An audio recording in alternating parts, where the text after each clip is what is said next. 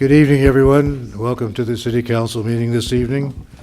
The meeting is starting just a few minutes late. It's 6:38, I believe it is. I'd like to ask Pastor Peter Van Dyke to lead us in an invocation, please. If you'd please rise. Let's pray together. Our God and our Father, what a blessing it is to be able to gather here tonight and to ask for your blessing upon the men and women that serve our community. We're very grateful, God, for our city council and for their leadership, and we pray, God, for guidance and direction as they discern and make decisions, and as we as a community, God, are blessed in so many ways, and especially in this month.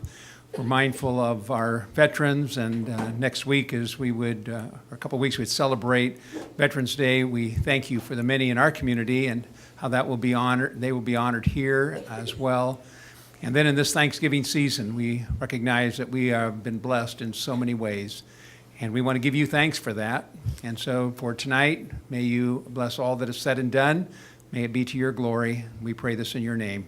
Amen. Amen. Thank you.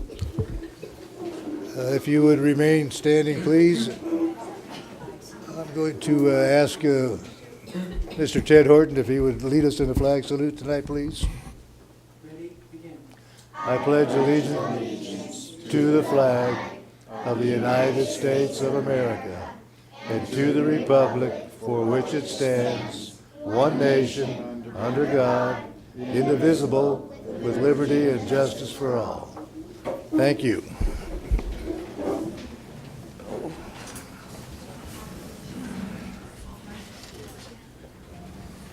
May we have a roll call, please? Councilmember Haggerty. Here. Councilmember Warren is absent. Councilmember Zeitz. Present. Mayor Pro Tem Brown. Here. Mayor Aaronkrantz. Here. Thank you. Would somebody like to approve the agenda for the City Council tonight? And if so, I'll entertain a motion. Move to approve the agenda. Second. We have a motion and a second to approve the agenda. All in favor, please say aye. Aye. Thank you. We have several special presentations and proclamations this evening, so I'm going to try and kind of condense it a little bit, if I may.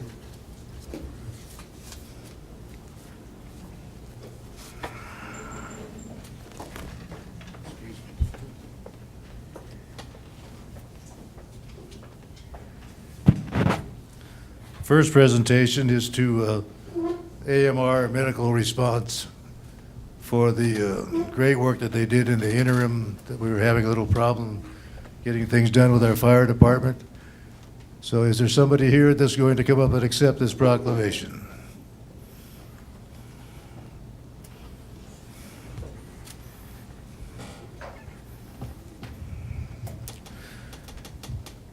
This is certainly an appreciation for your insistence during our little bit of a slowdown. Whereas on June 30th, 2015, the City of Canyon Lake contract with Riverside County for fire services came to an end, and whereas on July 1st, 2015, the City of Canyon Lake extended a local state of emergency due to the lack of resources to respond to emergencies, and whereas the American Medical Response dedicated additional resources to the City of Canyon Lake without asking for additional compensation. And whereas American Medical Response provided outstanding service to the residents during this trying time, and whereas the City of Canyon Lake is grateful and appreciative of the efforts of American Medical Response in assisting the City of Canyon Lake during the local emergency. Now therefore be it resolved that I, Jordan Aaronkrantz, Mayor of the City of Canyon Lake, on behalf of my fellow council members, do hereby express our appreciation to American Medical Response for their assistance during the City of Canyon Lake's local emergency. And I personally would like to thank you very much, and I would ask you to come up and give your names and say a few words if you could. Thank you so much. Thank you, sir. Doug Key, I'm the General Manager for American Medical Response for Riverside County. This is Dave Olguin, he's the Operations Manager for Riverside County. We're always pleased to help, and we've been here serving Canyon Lake for many years, and we continue to do that for the next 15 years or more. All right, thank you very much.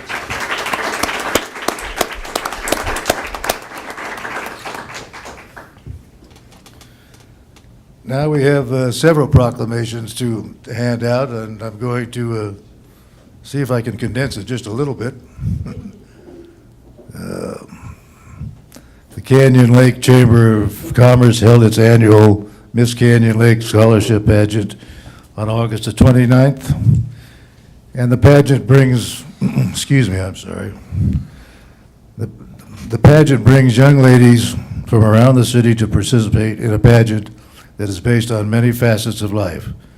And the city of Canyon Lake is proud to present this proclamation for the annual Miss Canyon Lake Royal Court 2. And I'm going to take the one at a time, and if you young ladies would step up to the podium or up here, it will be just fine. First one, young Miss Canyon Lake, Jenna Daniel.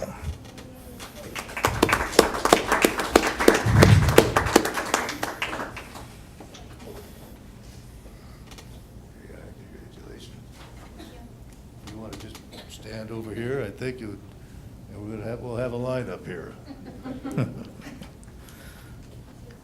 Next one is we Miss Canyon Lake, Kaylee Tiefenthaler. Is that correct? Not here? Okay.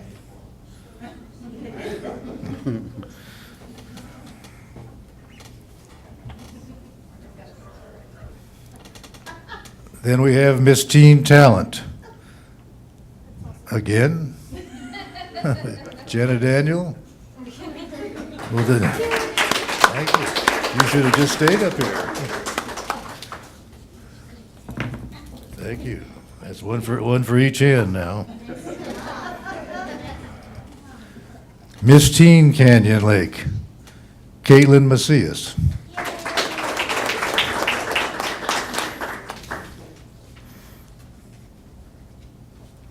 Congratulations, Caitlin. You're welcome. Miss Canyon Lake, Kimberly Kahn.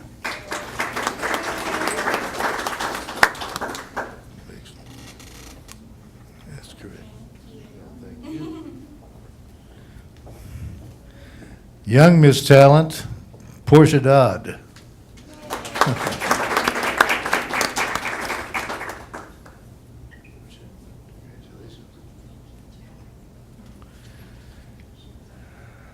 Junior Miss Talent, McKenna Keith.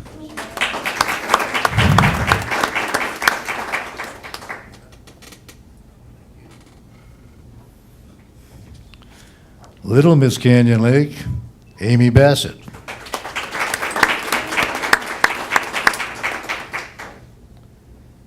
Uh-oh. Something got out of order here. McKenna Keith? Whose certificate did I hand to you?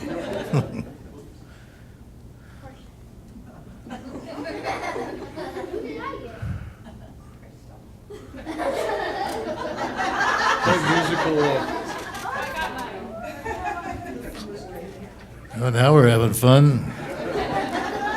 Well, did I miss somebody? I've got more certificates than I have names.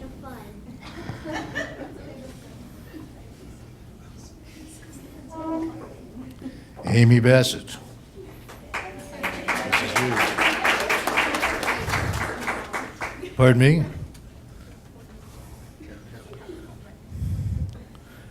Well, I thought I had all these in order.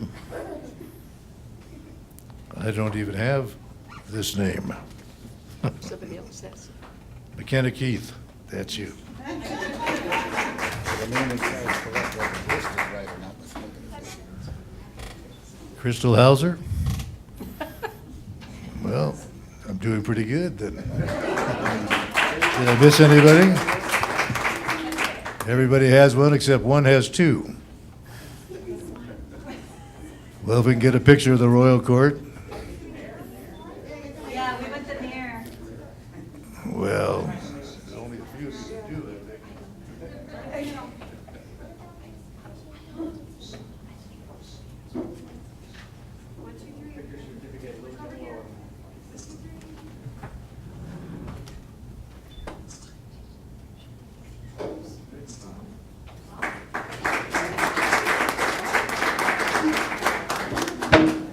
any of you young ladies like to say anything? Did you get shy all of a sudden? Somebody? Oh, good.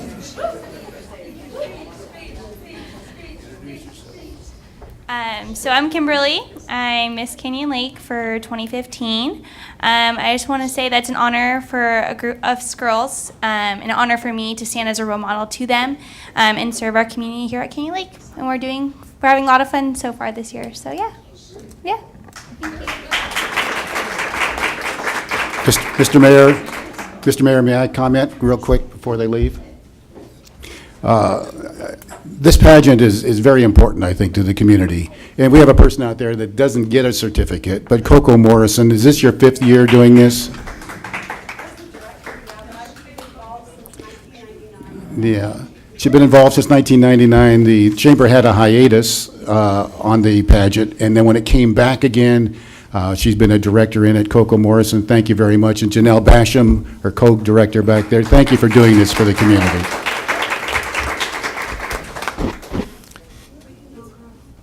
You ladies, if you want a civic lesson, you can stay all evening and watch the... Well, thank all of you.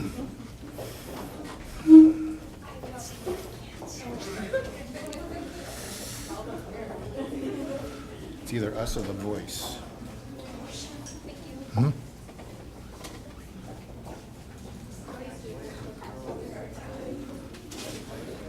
don't think the chamber does this. What? The chamber doesn't sponsor it. I don't think they do. But we still have chamber announcements.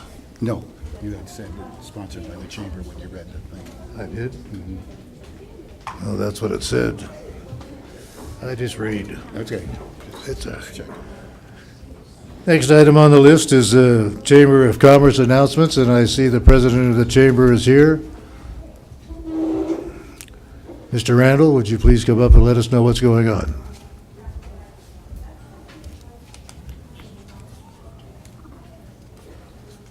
Thank you, Mr. Mayor, Council. Jordan, I don't know why you do it to me. You always have me follow something that I can't. I got this out of order, didn't I? Yeah, that's okay. Girls have homework to do. The chamber's winding down this year. We made it through October. We had 2 events. Both of them went off very well, the Parade of Frights and our Oktoberfest. We're dark next Wednesday for our monthly meeting because of Veterans Day. We will be at the Veterans Memorial celebration. And we will not start back up, and I just talked to our mayor. I believe he's going to speak at our January luncheon.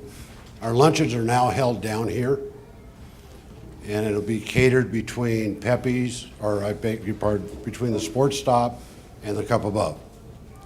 We did it last month. Everyone enjoyed it, so we're going to try to keep on that level. It's cheaper. I think we charge $7 in lieu of the normal $14. In February, we'll have Supervisor Jeffries here to give a talk about what's going on in the county. And other than that, that's all we got. We are going to try to do Small Business Saturday on the day after Black Friday. Trying to get the people into the plaza and help the merchants. Thank you. Thank you. I'm sorry, Jim, I took things out of order a little bit and Well, that's okay. skipped around you. That's why I got confused.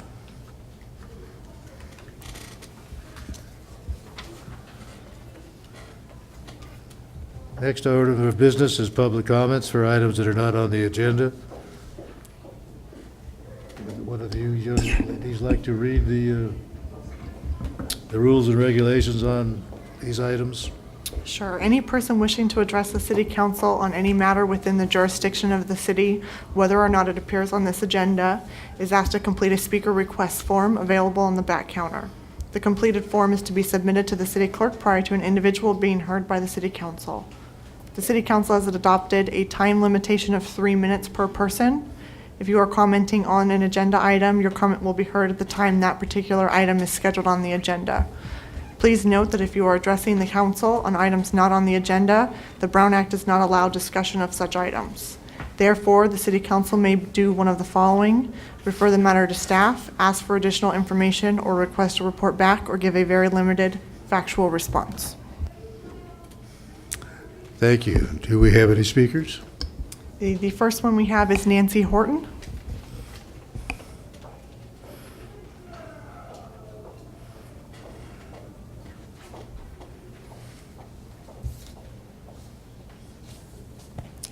Thank you for the opportunity to bring you an update from EVMWD.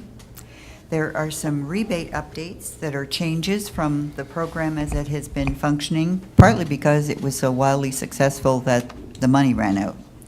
In the TURF program, the program's wait list was officially closed as of November 1st, 2015. Anybody on the wait list will not be contacted until spring, so don't expect a call. The applicants who are still in the process will be receiving a W-9 form. That means that we anticipate that the work that you had done for the rebate will be taxable.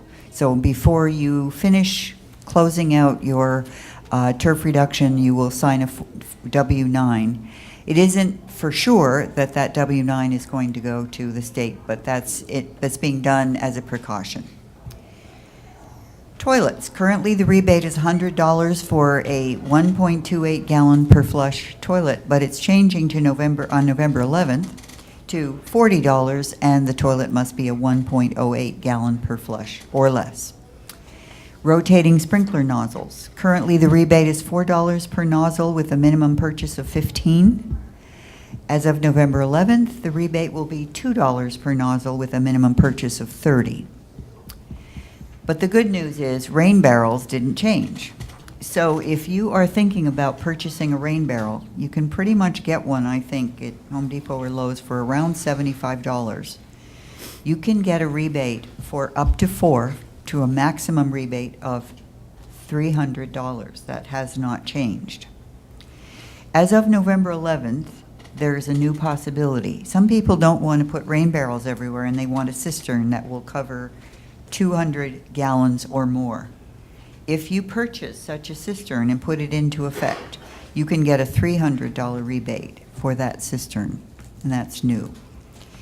I recently attended an update for all of the water districts from the National Oceanic and Atmospheric Administration about El Nino.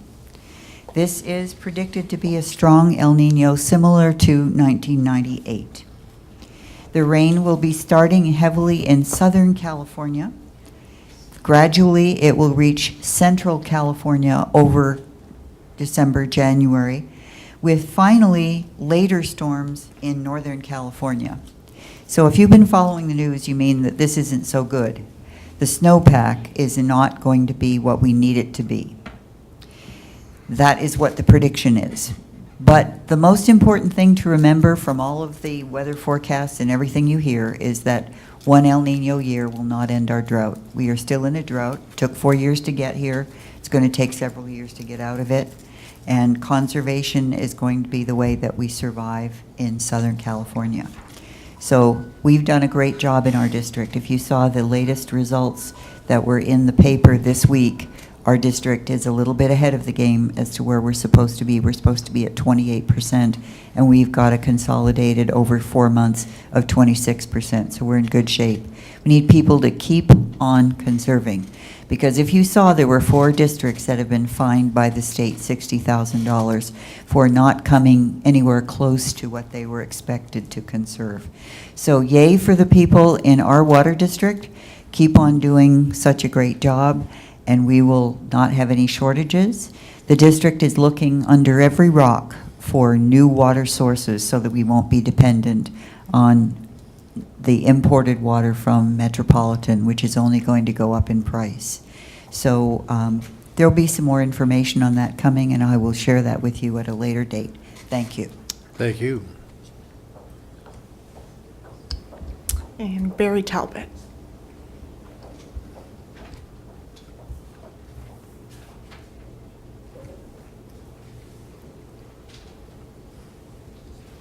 Evening, Mayor and council members. I always have a hard time getting this microphone to work. Does it sound okay? Can't hear you. Still can't hear me. That's probably good, John.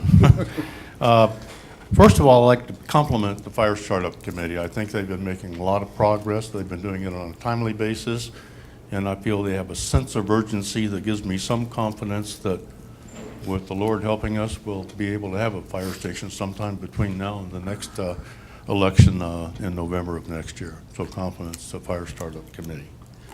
I'd also like to compliment the city on their work that they've done in helping get the median appearance improved. Some of the weeds have been taken out, that type of thing. I hope that it's still in progress because we still have some dead trees and the lights on the palm trees are not working.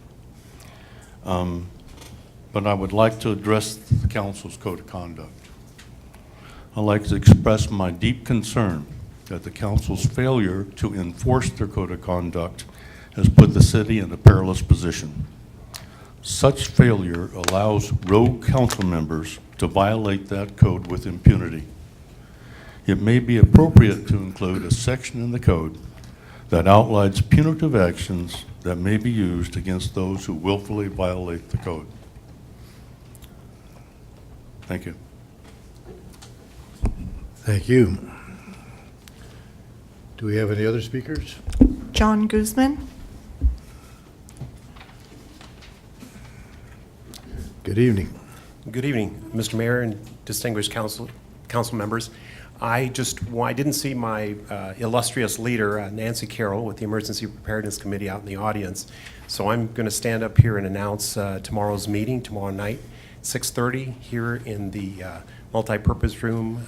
The Canyon Lake Emergency Preparedness Committee meets the first Thursdays of every month, and we'd love to see the room full, in fact. So if you have a few minutes, an hour and a half, come on out at 6:30 and find out what's going on in your community. Thank you. Thank you. Do we have a request from any other speakers? Could I see something at this time regarding his comments? No, not at this time. Okay. But thank you. Okay, then we're going to move on to item 7, the consent calendar.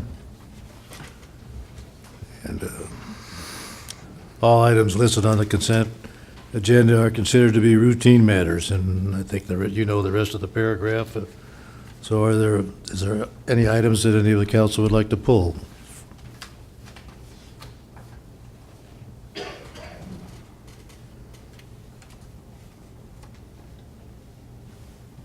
No?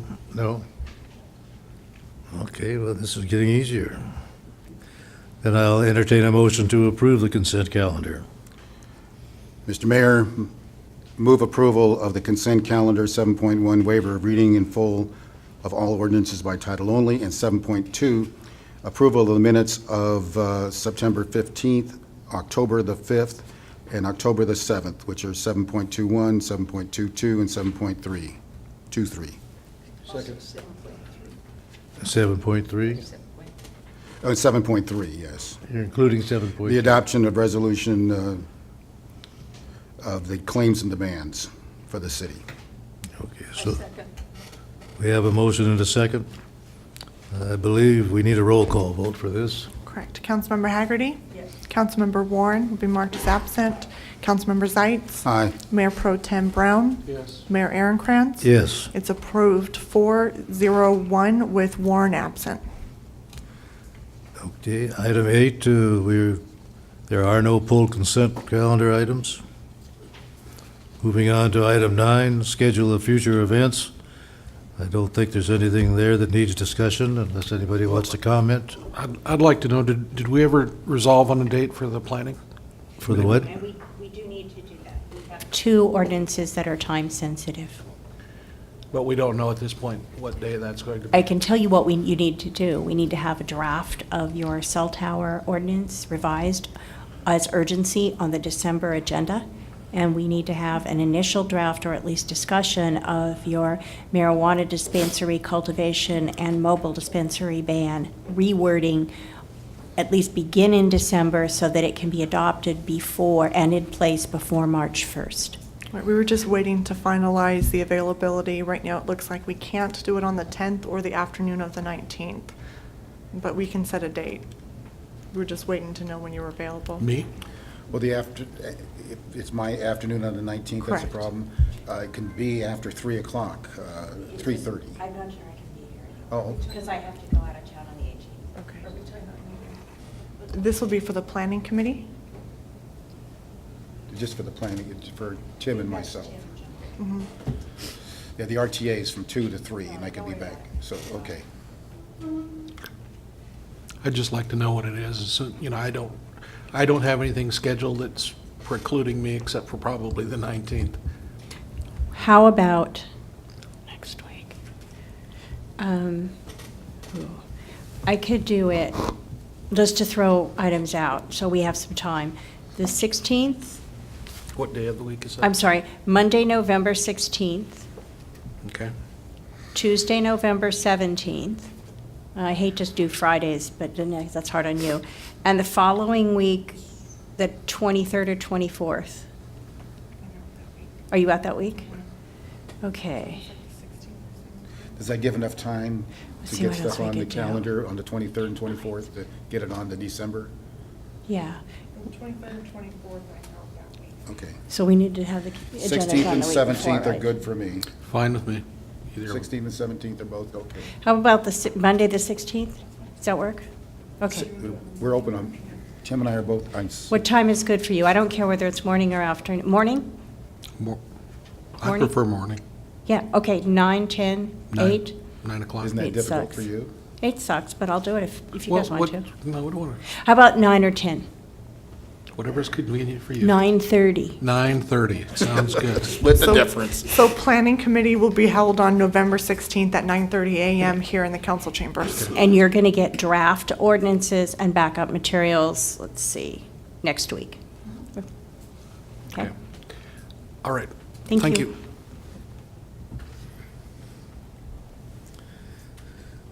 Okay, then we're going to move on to item 10, legislation, which we do not have any this evening. And I'm not supposed to do this, but I'm going to put my calendar in so I don't mess up. I am too. Item 11, public hearings. There are no public hearings. So we're going to move on to item 12. 12.1, discussion and approval of changes to the city's entryway monument project. Good evening. In November 2012, the City Council approved a design for entryway monuments at the east and west limits of the city along Railroad Canyon Road. During the fiscal year 2014-15 budget setting, $30,000 was budgeted to construct the monuments. Staff met with Steve Sines and the city's engineer to discuss the process for building the monuments. The estimated cost to build the monuments came in at over $45,000 due to the type and size of the approved design. At the May 2015 City Council meeting, this item was presented again for City Council discussion. City Council requested that a contest be opened to residents to submit their designs for a new entryway monument. On September 21st, staff opened the city's entryway monument design contest. The contest was open for residents to submit their creative ideas for entryway monuments. Only one resident participated in the contest. Her 3 designs were placed on the city's Facebook page, encouraging those on Facebook to like their favorite design. As with the writing of the staff report, attachments 4 and 5 each received 3 likes. The previously approved monuments were proposed to be 10 feet wide by 10 feet high on one end of the city and 8 feet wide by 10 feet wide at the other end. The monuments were to be illuminated from inside the structure with backlit aluminum lettering and a plastic backlit city seal on the top. In addition to the increased cost due to the type and size of the approved design, the city would have to pay the cost of having engineered drawings for the signs done by our city engineer contractor in order to go out to bid for the construction of the monument. If the monument design was simplified and made slightly smaller, the cost for construction and design would be less. Staff is recommending that the City Council authorize moving forward with a simplified design for the monuments that mirrored the previous monuments. The chosen entryway monument could be lit with the existing landscape lighting in the median.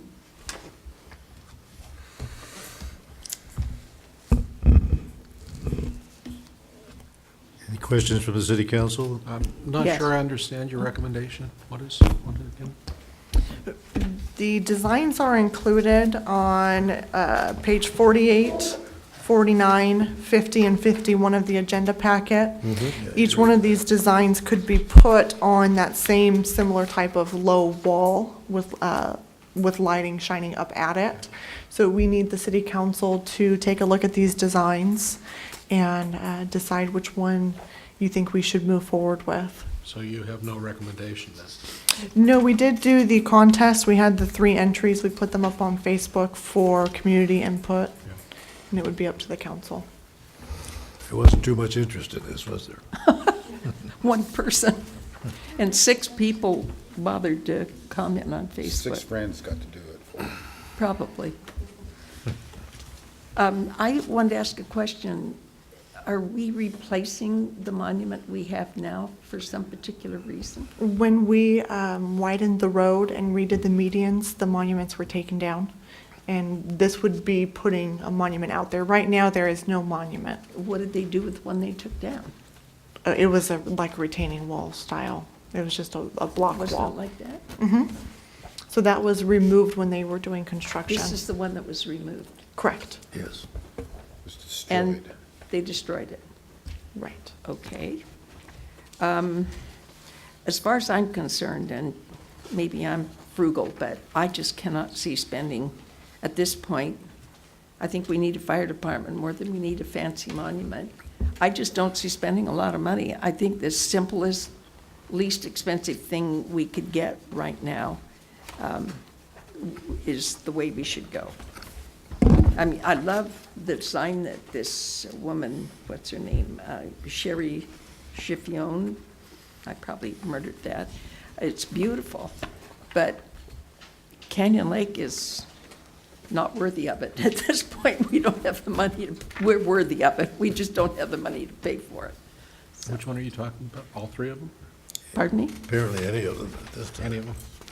If I'm understanding you correctly. Dawn, your suggestion is that we should not spend any money at this time on a sign Well, if. or a monument? If we Excuse me. have to have a monument, I'm not so sure we do, but I think it should be something very minimal and very inexpensive.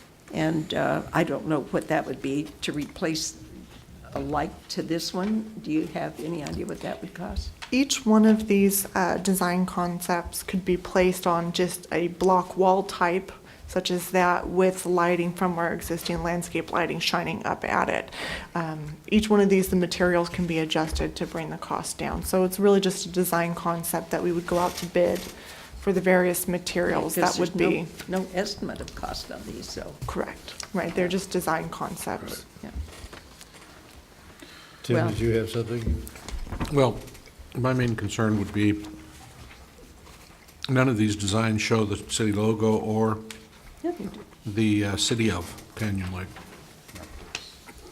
This is gone. And I don't know, I have some sentiment that should at least say the city of Canyon Lake. Well, I Just you Canyon know, I Lake. think it's consistent with a lot of the cities that we have. Menifee to the east of us has Menifee Lakes, just Menifee and things like that. People know Canyon Lake as Canyon Lake, and I think announcing that you're Canyon Lake, whether it's POA or a city, is not necessarily important. I guess my taste in this is that I think number 5 is so muted that the design is lost in that, except for a sun and a name. The other one, 4, is okay, but what I think might be good is number 3. It's the only one And, I like. and there used to be, and it's not popular anymore, sandblasted wood that all of this that's in here is sandblasted, then it could be painted and then colored. And you could do two the same size, put them back to back with just some metal posts, so if somebody runs into them, it's not a whole lot to have, you know. If you just had two of these wooden signs sandblasted, and I don't know how else to describe that to you. Like the old signs in the POA for the parks and things. Yeah, as a temporary thing, as a low-cost alternative, but just back-to-back with some posts in the ground, minimal, lighted up on both sides, in both areas would, I think, get it done, and could be done quickly and possibly fairly inexpensively. I don't know that anybody does that anymore, but that may be a way to go. What happened to Steve's signs that we were working with some time ago? He gave us the estimate on the original design. We can go with these designs, and we would put out an RFP for bids for construction of these signs. So he would be eligible to bid on constructing whichever design you choose. I thought he made a mock-up at one time of our sign. He did, and that was the original attachment number 1. That's the 10-foot by 10-foot design that was lit from the interior. That was significantly over budget. Right, okay. People are going 55 miles an hour or bit more coming through here. By the time they see the sign, they're out of Canyon Lake. So I just don't see the point in spending a lot of money. And I agree with you, John. The only one that I think I like at all is number 3. But And let's not put it to bed at this point. Can you get a price on that to see if that'll placate? Right, once you have a design concept, I can go out to bid and we can see what the cost would Would be. use this design concept. Yeah, we just need an action of the council on one of them, and then we can go forward with it. Is this a motion, John, for this particular sign? Tim hasn't expressed his. I have bad taste, if any taste. My wife told me to never make a decision like this. But that said, you know, it's not my taste to have that number 3. I would have preferred the 5 if we chose among any of these, but again, I have little taste, if any, so I don't want to be the one to say what this should be. Well, I have a lot of taste. I know colors. I know light and dark. That's about it.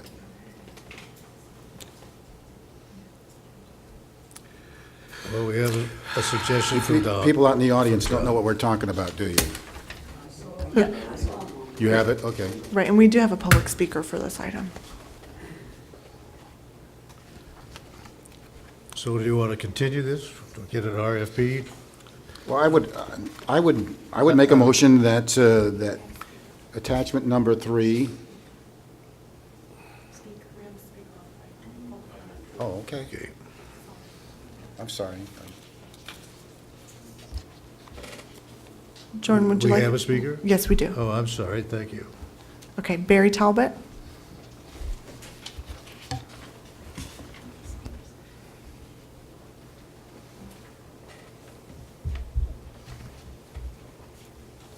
Thank you again for the opportunity to speak.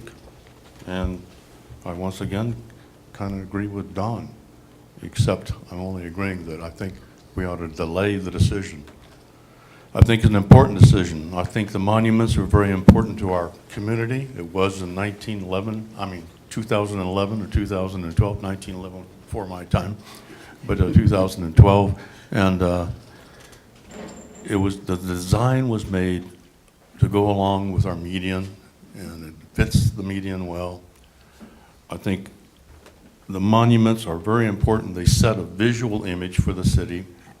I think right now is not a good time to consider a monument because of our issues here, but our city will be a thriving city once again. I think if we wait until January of 2017, February of 2017, probably better, to address this issue, we might have different attitudes about what we want to have. We might be proud to have a monument that says, yes, you're entering Canyon Lake, and it's a wonderful city.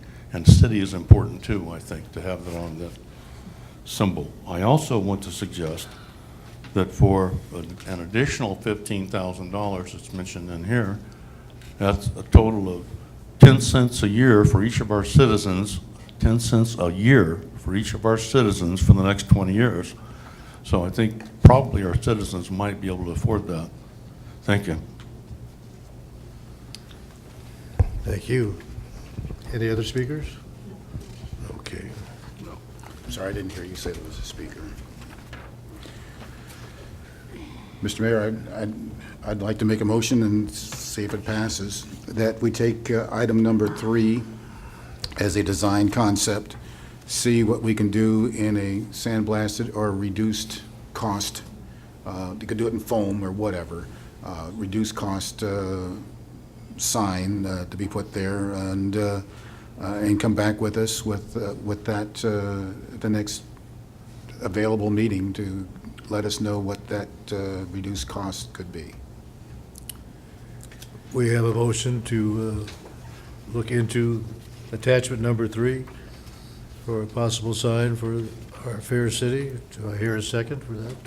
I'll second that. We're not spending money, we're finding out how much we need to spend, and that would at least give us a ballpark idea of what we can get for what amount of money, and then we can go from there. If we're financially better off, we can get a little fancier. If we're not, we can stay simple. At least it's a start.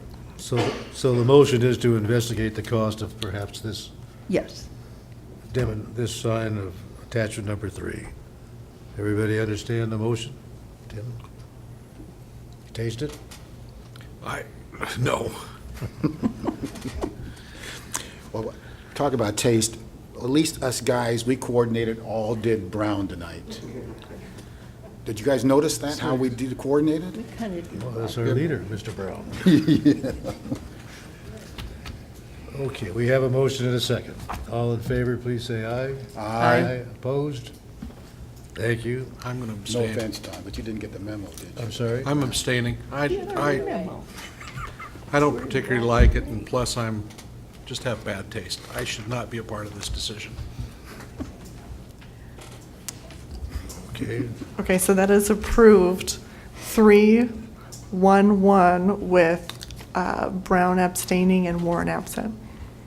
correct. Moving on to item 12.2, award contract for towing services to Steve's Towing. May we have a staff report, please? All right, on March 7, 2012, the City Council conducted the second reading for ordinance number 140 regarding the abatement of abandoned and wrecked vehicles. The requirement for the ordinance arose as a result of an audit conducted by the county, who is the purveyor of the Abandoned Vehicle Abatement Service Authority. Previously, any need for towing was done through the Sheriff's Department that had a rotating tow list to call from. This rotation will continue for emergency roadside service and seized vehicles by the Police Department. At this time, the Steve's Towing was awarded the agreement for tow truck services, and the agreement terminated on June 30th, 2014. Per the terms set forth by the county, a request for proposal was issued on September 9, 2015 for tow companies to submit proposals for the abatement of abandoned and wrecked vehicles. At the close of business, the city had not received any proposals on September 24th. The city did extend out the RFP and still did not receive any proposals back. The staff contacted Steve's Towing and inquired if they would like to renew their agreement to provide towing services for abandoned and wrecked vehicles. Steve's Towing agreed to renew their agreement. Included in the agreement is the towing of city vehicles, which is including police and special enforcement, and this is budgeted for in each fiscal year. The rate is $70 flat per roadside service or tow. 70 per tow. It's not a very popular contract, is it, Tim? Is that Don? comparable? Is it competitive? Yes. Don, excuse me. Councilman Zeiss has something he needs to say on this. I quickly asked the city attorney, I'm retired from the AAA. Steve's Towing is the AAA tow truck, and I don't know that, I don't think there's an ethical issue in that, but just to be completely safe, I'm going to recuse myself from this discussion. Okay, thank you.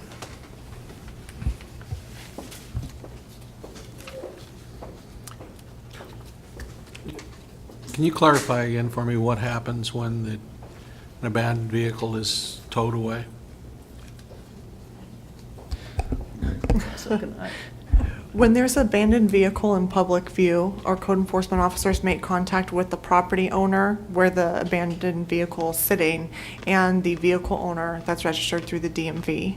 And they can either sign a release over for us to tow it away, or if we don't receive any compliance with them storing it out of public view or repairing it, we can have it towed. When it's towed away, it has to be scrapped. They cannot put it back into service. So this tow contract allows Steve's Towing to take it. They have to dismantle it or sell it for scrap. And that's how they're reimbursed for towing the vehicles away. Okay, but so we owe them $70? No, that is only if a city vehicle breaks down and needs roadside service or towed. Oh, okay, fine. Oh, so there's no charge for No, towing this is revenue neutral. abandoned Yeah, vehicles? Oh, that's what I was asking, okay. Excuse me. Don, did you have a question? I'm sorry. No, I have clarified, thank you. Any speakers on this subject? Any additional discussion from the council? Moving right along, I'll entertain a motion to approve the contract for Steve's Towing. I Well- second. Were you through? He made the motion. He did. Tim, I think, is going to make the motion. So moved. I thought Jordan said he was making it. Sorry. Go ahead. I move that we approve Steve's Towing. I second. We have a motion to award a contract to Steve's Towing. Do we need a roll call vote for this? We do. Councilmember Haggerty? Yes. Councilmember Warren is marked as absent. Councilmember Zeitz has recused himself. Mayor Pro Tem Brown? Yes. Mayor Aaron Krantz? Yes. It's approved 3-1-1 with Zeitz abstaining and Warren absent. Thank you. Next item is 12.3, consideration of request to move to action-only minutes for city council. May we have a staff report? Oh, I'm sorry.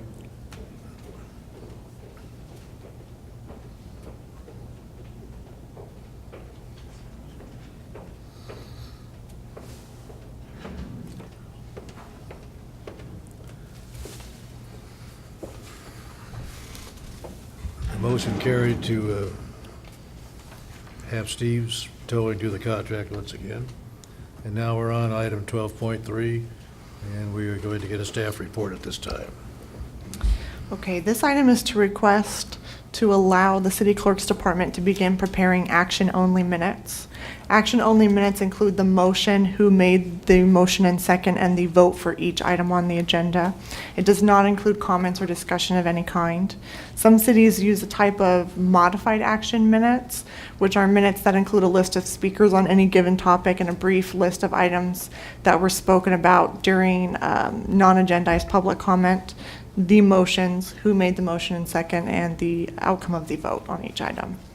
Currently, our city clerk's department prepares summary minutes, and that means that all discussion that takes place during the meeting is summarized by the clerk, who puts them into the minutes.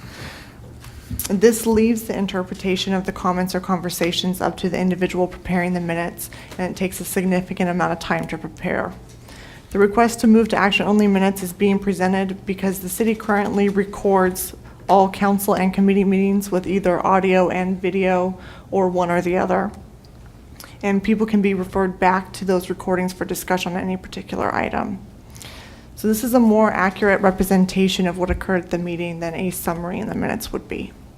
Staff would also amend our records retention schedule to note that audio or video recordings of meetings and full agenda packets will be kept permanently in case somebody in the future needs to refer back to those to see what type of discussion took place. So any questions or discussion, I'd be happy to answer. My concern is the availability of the audio, video. I'd be comfortable with this if it was all posted on the internet so people had easy access.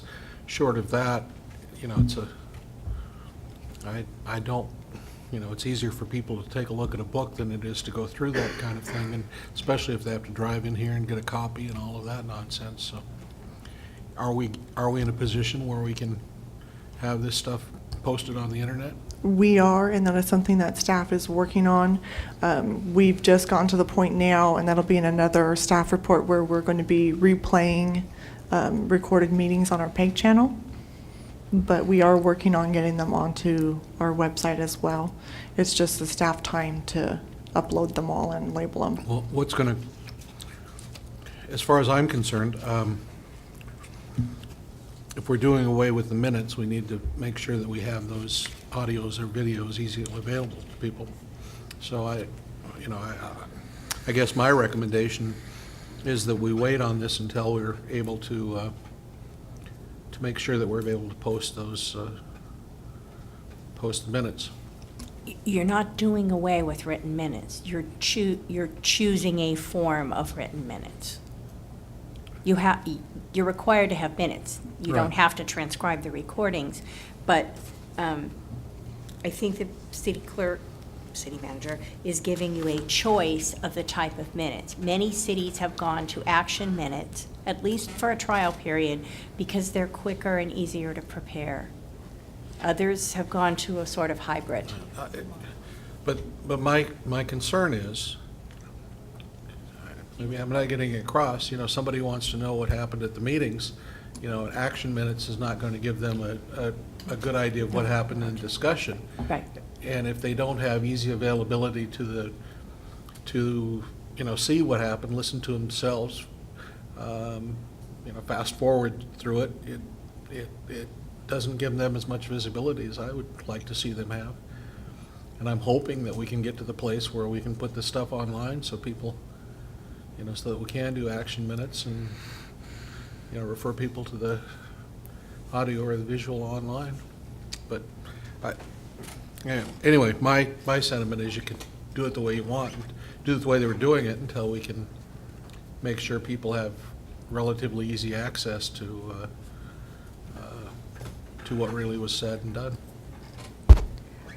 I have some transparency concerns myself. There are an awful lot of people that aren't that computer literate, or they don't have the time to sit and go through the whole thing. You can scan written notes and pick up the topic, where if you have to watch it, you've got to scan through the whole thing to get to where you want to be. It just seems to me, plus you have to have somebody put it on the website and so forth, so there's little extraction there. I do have a concern with your point that, and it's well taken, that it could be an opinion rather than a specific. I think that's something that we just all have to be more diligent in reading to make sure that what's expressed is specifically what happened. That's why we have correction of minutes, so that can be discussed if it's a little off. But for now, I agree with Tim that at some point down the road, maybe if we get proficient with our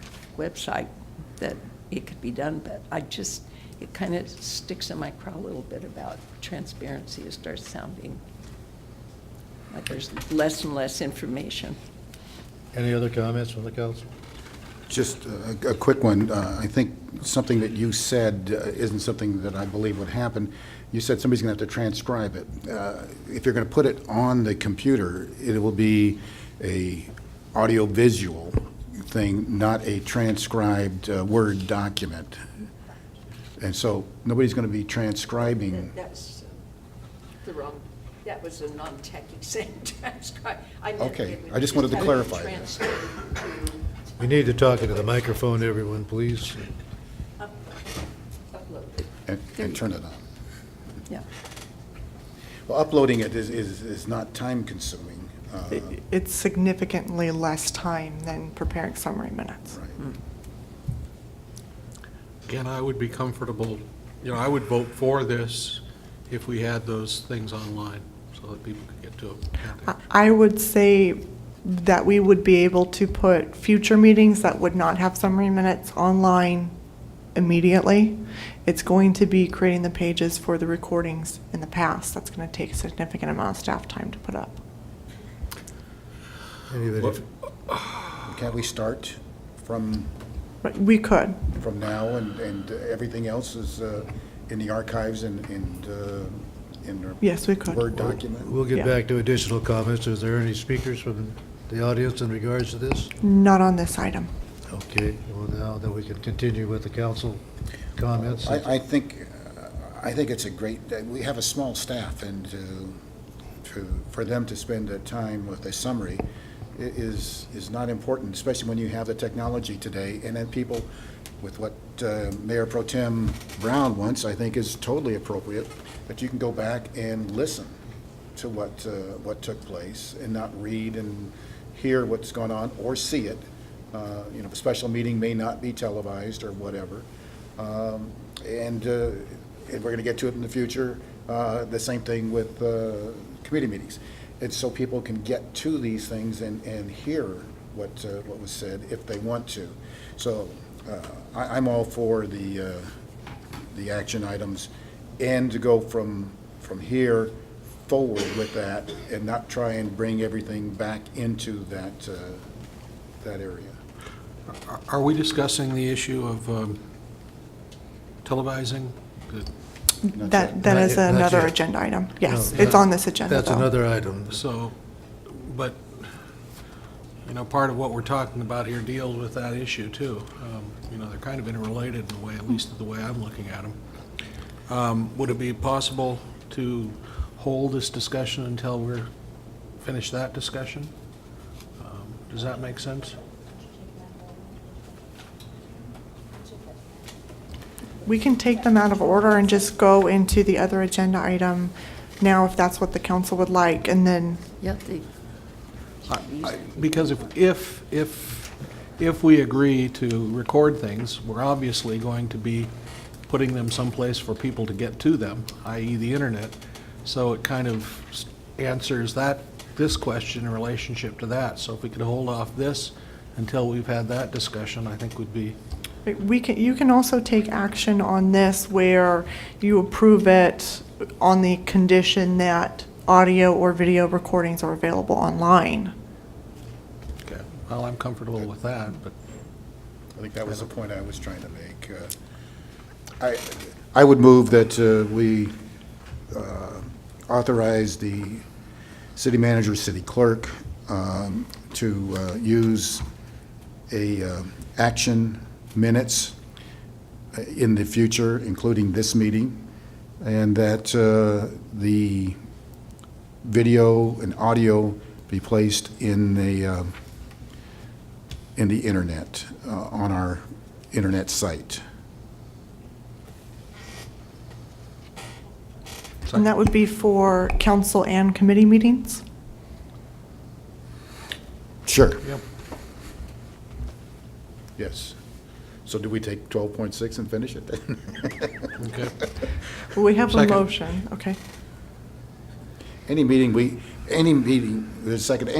have that's recorded should be made available to the public. There's minutes. We don't need summary minutes. We have action minutes, or people can hear what was said. Any meeting. We're not combining this. No, we're just No. voting on 12.3. Does everybody understand the motion? So the motion is to authorize the city clerk's department to prepare action minutes in the future for council and committee meetings, including this meeting, when those recordings, either audio or video, are available on the city's website. Correct. Correct. Okay. Did I hear a second? Yes. I'm sorry. All in favor? Please say aye. Aye. Opposed? No. I'm a paper person. Okay. So that motion was approved 3-1 with Haggerty voting no.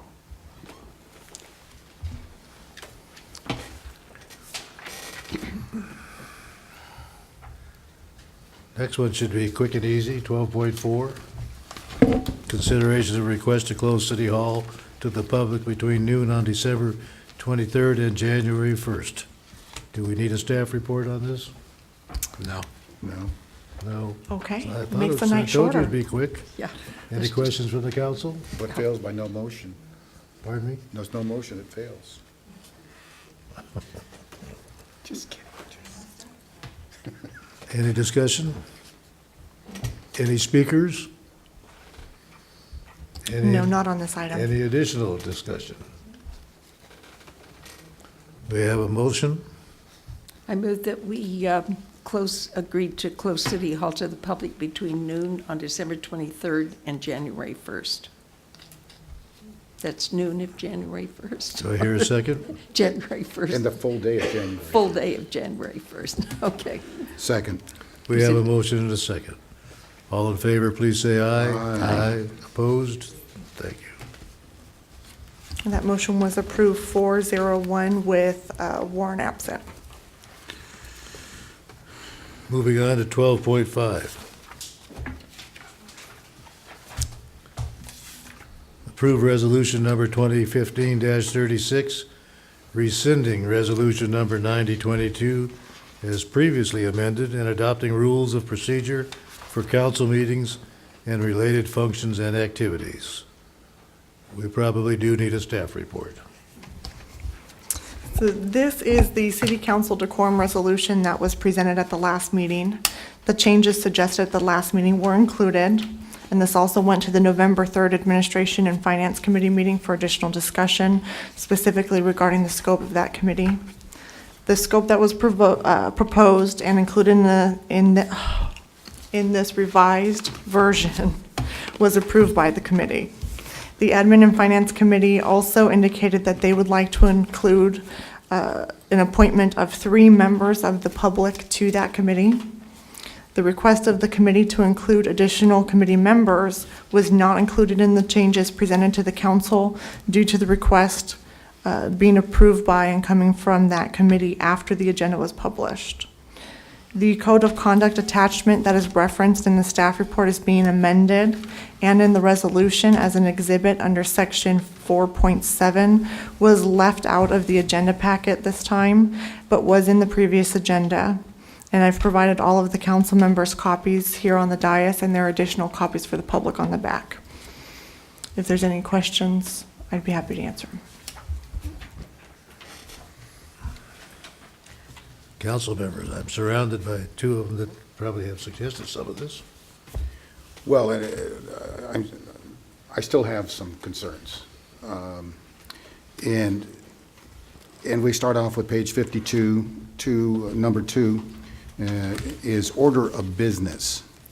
And I guess one of the things is 2.1 is the agenda, and then 2.2 is delivery of the agenda. I don't know that that has anything to do with the order of the business and why that is in that area. And then 2.3 is roll call. And I think, roll call should be 2.1. If you don't have a roll call, you don't have anything. You don't have an agenda or whatever. And then the approval of the minutes and the hearing after that. Just a technicality. And the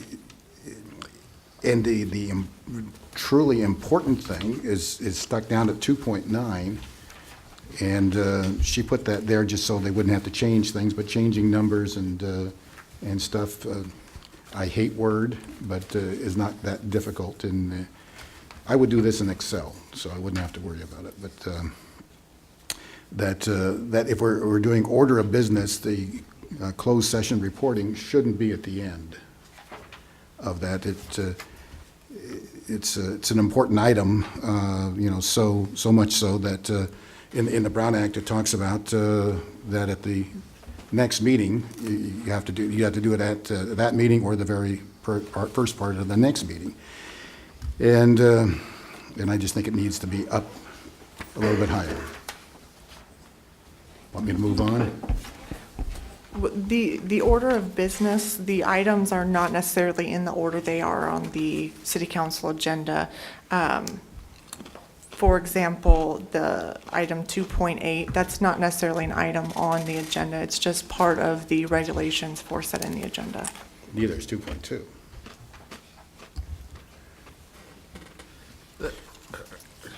Could this be clarified just by noting under item 2, order of agenda, we're simply stating something to that effect, that the items, this is not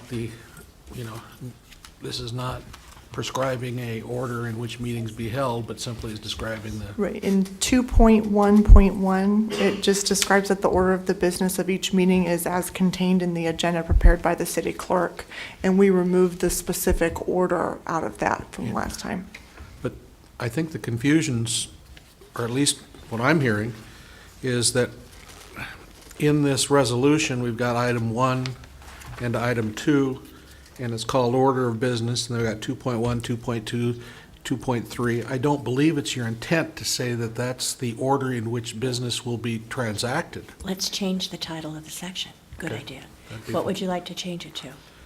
Um, Process for business, That's fine. procedures, something like that? Procedures for business, general That sounds procedures. good. yeah. So we'll change the title of section 2 to agenda procedures. Okay.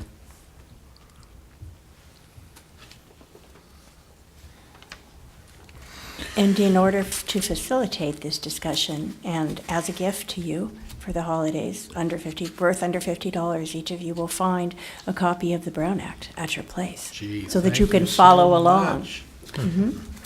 But I went through $20 worth of ink to print it at home. Oh, okay. All right, on 2.7.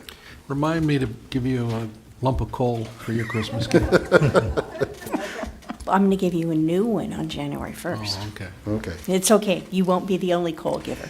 And Betsy, city attorney has the municipal PAL code there and everything. Just in this, and it's a carryover, that in the consent agenda, that it's one motion upon unanimous consent.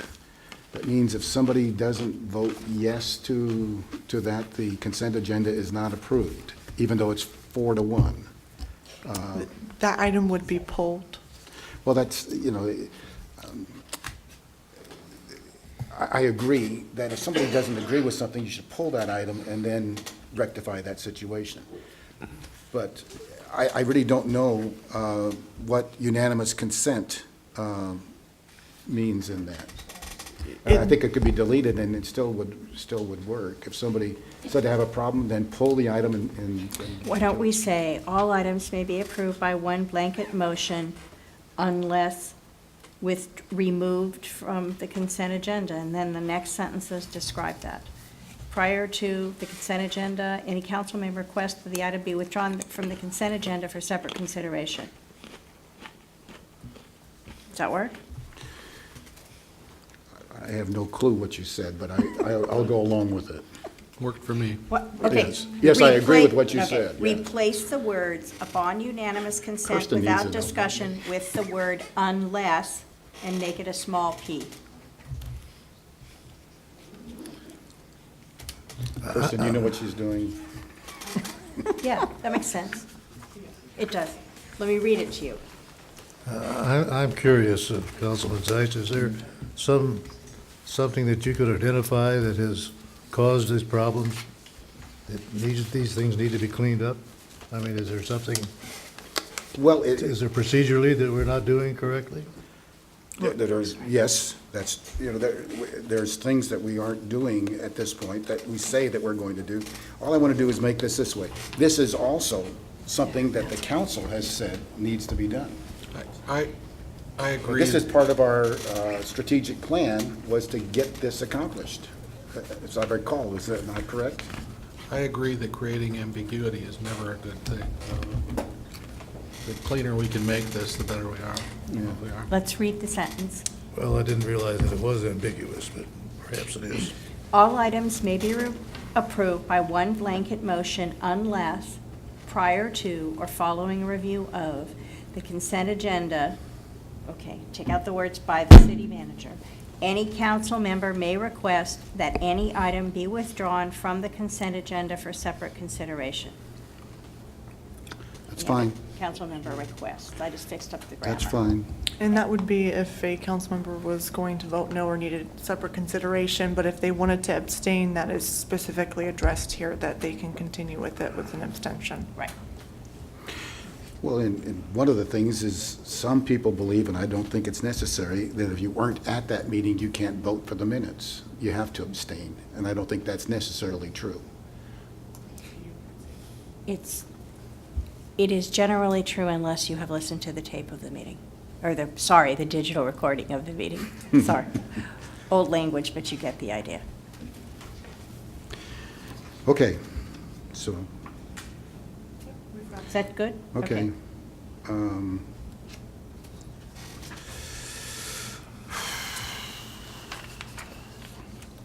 There's, as you had talked about, sir, it says that You're going to give us. decorum and order of the public, there will be no whistles, clapping, and yells, and similar demonstrations shall not be permitted. I'm be too tired. We do have clapping and stuff. It says it's not permitted, so we haven't been following that. Well, I'm sure there are other things that we haven't followed to the letter, but I'm not sure how much harm it's caused, but I'm happy Well, to it's- listen to whatever it is you'd like to correct. Please continue. All right. Moving on to 4.8, limitation of debate. No council member normally should speak more than once upon any subject until every other member choosing to speak has spoken. Now, this is the sentence that I have a little concern over. No member shall speak for longer than 3 minutes each time he or she has the floor. And that means, to me, that a person could speak for 15 minutes. If we go down to the other thing at 5.1, they just get back in line. And That's That's the way correct. it works. And I don't think that's appropriate. I think that the person has 3 minutes to speak per agenda item. This is council members, not people. No, Don't want to limit This is that. council member, this is, it's just a limitation of debate. No member, that no member- council member, No council member. and then continues to say no Debate is member. council. I'm on 4.8. No council member normally should speak more. Yeah, that's the next sentence, though. The next sentence says no member. Okay. We can include it to say That's council another sentence. All member. right, so to put in council member, okay. But this is where we had discussion yesterday. It's saying that there's nothing that says 3 minutes. And he said there is. Then you show me where there's anything that says a person has 3 minutes. Under 2.6, it addresses a limitation of 3 minutes for the public. And under 4.8, it addresses limits of 3 minutes for council members. I am tongue-tied tonight. Wait a minute. 2.6, that's public comments. I'm not talking about public comments. I would be more comfortable with this if it said, no member shall attempt to limit amount. I would be more comfortable with this if it said council members shall attempt to limit speech on each item to 3 minutes or something like that. You know, not locking it in stone, but noting the general intent is to try to Okay. keep it down. How about no council member shall try to limit? But then that opens the door for some long-winded person to speak for 20 minutes. They're going to do No, it we're- anyway. no, wait a minute, we're talking about council members. I know. Correct. I know. Okay. You want to take out the words each time he or she has the floor, right? Well, I think the intent when we originally discussed the 3 minutes was try to keep it down, folks, you know, and I think that's what needs to be reiterated here, is that we're just trying to We can move the take, meetings along when reasonably possible. we can take out the 3 minutes and put some sort of statement that council members shall try to be brief and to the point in their debates. I think you need to have specific numbers because Okay. if you don't have a number, You could always have an exec, but they can speak 3 minutes each. I mean, if they speak and then somebody in the audience Is speaks, your then they mic can on, speak Don? again. Yes. I'm Yeah, sorry. it's I'm on. having trouble hearing. The problem is she talks to them and she's away from the mic. It's off now. It needs to be on. Oh, you just turned it off. I didn't, There you I go. had it on. I feel that we should leave the 3-minute restriction per issue, per item that they speak. They can speak again in another 3 minutes, but I think if we just say, well, council members should try to, we're going to end up with somebody pontificating for 15, 20 minutes. And I think we need to have the capability to be able to stop someone at 3 minutes. If they know they have to wind it up, they're going to be a little more concise than if they know they're going to try, but they can go on longer. I'm sorry. I think that needs to stay. Okay, I have no problem if we say no council member shall speak. But I still don't have a thing. 2.6 has to do with public comments, which has nothing to do with comments to agendized item, which is 5.1. There is no, I don't see anything in here that restricts it to 3 minutes. It Okay. says members of the public attending council meetings shall observe the same rules or order and decorum applicable to the council. Under 4.4. Okay, and public comments on 2.6 covers two types of public comments. There's a public comments on non-agenda items, and there's public comments on agenda items. It Right. covers both. It says, Where? if you read through the whole thing in 2.6, it talks about if you are commenting on an agenda item, your comments will be heard at the time that particular item is scheduled on the agenda. If you are addressing the city council on items not on the agenda, the Brown Act does not allow discussion, blah, blah, blah. So it clearly includes both, and it says the council has a 3-minute limitation. And the- item 4.4 does And the the same. 3-minute limitation is stated at the beginning of every agenda under the statement contained on this agenda on item number 6. Actually, I should According to the rules, each of us get a turn before we go back to the subject. Again, I haven't had my turn yet. What is it that you would like to accomplish, Mr. Seiss? What is it that you would like to change in regards to speaking and time of speaking? Clarify it, that's all. But if you put in, I thought that could refer to the public, which then says you have 3 minutes each time he or she has the floor, does not comply with what I think it should be, 3 minutes per agenda item. But if we say that's council members, then I don't have a problem with that. I just think something needs to be in here that says you have 3 minutes to speak on an agenda item. You being One the time. public. The public. It does. It says it in 2.6, and it says it at the beginning of each agenda. Yeah, And in item And you're 4.4, suggesting the that they first can't sentence. return again to speak on that subject. correct, because they have their 3 minutes. They've had their, I thought it said that. It's up to the chair. well, it It's up to the mayor. shouldn't be up to the chair.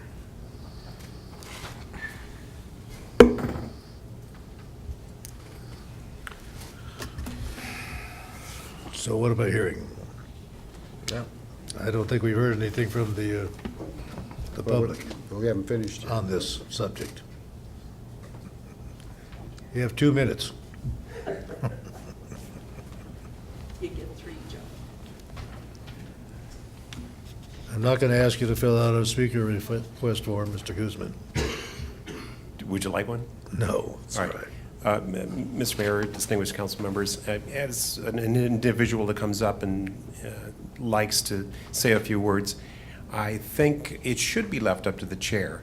I think that's kind of one of those discretions. Some meetings you may want to have more discussion, and other ones you may not want to have them. You know, you're putting yourself in giving constraints to you know, your chair or the mayor who's ever controlling the meeting. I think you know, you're going to use some common sense, hopefully, and you know, if it becomes a problem, then maybe do something about it. But at this point, you know, I'm fairly happy with my 3 minutes. Thank you. Thank you. I was just going to comment, I like that idea. I'm saying 3 minutes at the discretion of the chair, and then you can cut things off if it gets crazy. The only thing that is discriminatory. Who are discriminating against? Well, because somebody may not be able to do that. If it's at the discretion of the chair, then John could have a second time, Mary may not. I gave you lots of second times, John. Well, you cut me off at 3 minutes. Well, as I've said before, I like a little bit more free flow, and I can understand the need for, for cutting off my windedness every once in a while, but at the same time, I think there's times when you want more than 3 minutes, and it deserves to be heard. Well, I believe I've been accused of being a little liberal when it comes to timekeeping, but I think people need to make their point. If they're just going on and repeating themselves, then yes, we stop it. But if they're still continuing and haven't gotten to their point, free speech is always something I've enjoyed. It's not a matter of free speech. It's a matter of doing a resolution that says what the rules are so that the people and we know what to do and how to do it and when to do it. If I may make it sounds to me like we've got a bit of a divided board on this issue, or divided council. It might be worth considering this issue again at a later point, because right now, if I were to guess, it looks like we're 2-2 on this.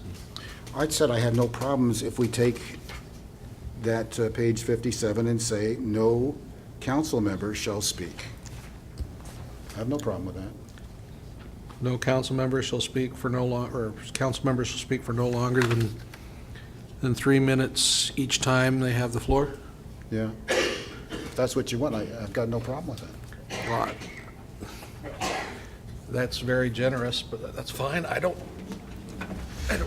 See, because it doesn't just give you 3 minutes, because I understand. if I speak and then nobody else wants to speak, you have the floor. Yeah. And so you have another 3 minutes. Yeah, I don't blame Jordan for cutting me off every once in a while when I get a little winded, so I don't mind a time limit. I just, sometimes it's probably not warranted. Okay. I'm Is that fine an with apology? Was that an apology for being winded? For grimacing when I do that to you? All right, moving on to the longer item, that's 5.1.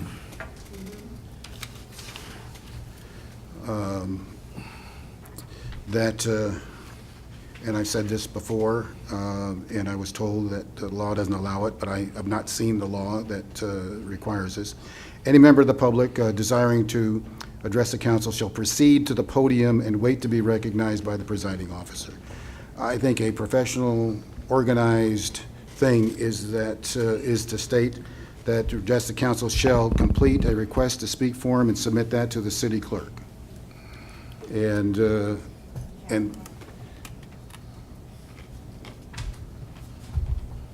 I'm sorry.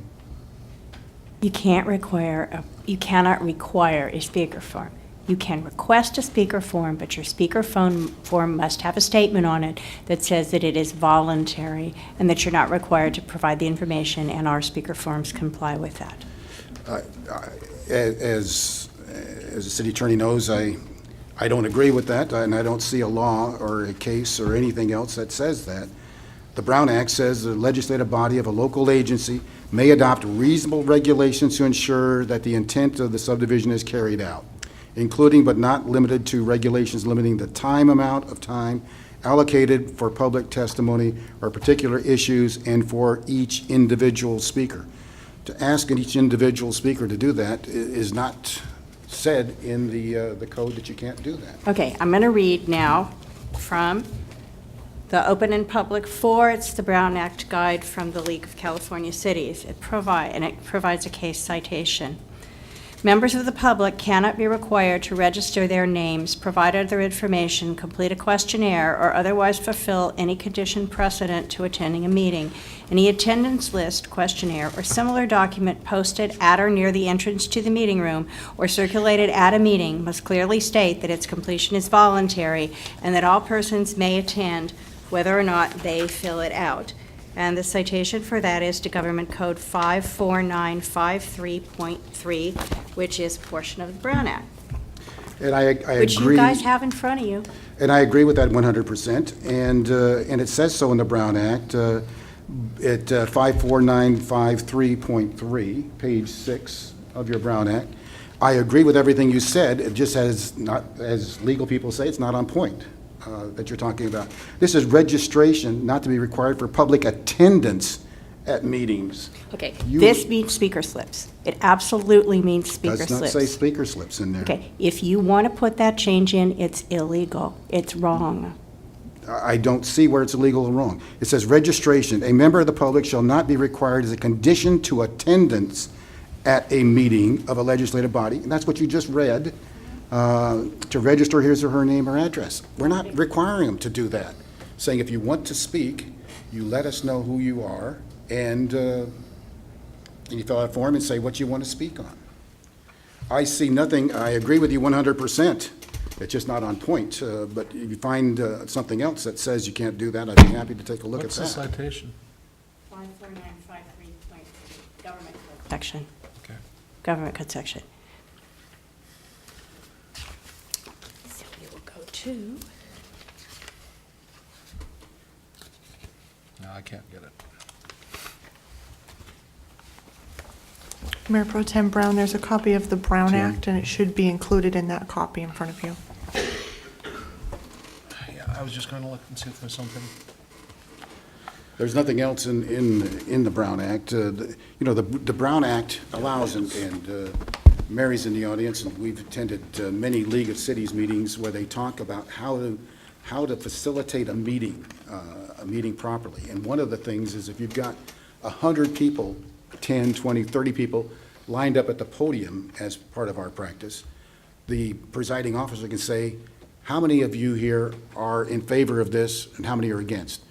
All of you who are in favor of this, you go meet, you select 5 people, and you can come speak. You can also say, we're going to just allow 20 minutes for public I believe comments. it's a half hour that's allowed. It doesn't say. you can request, you can't compel.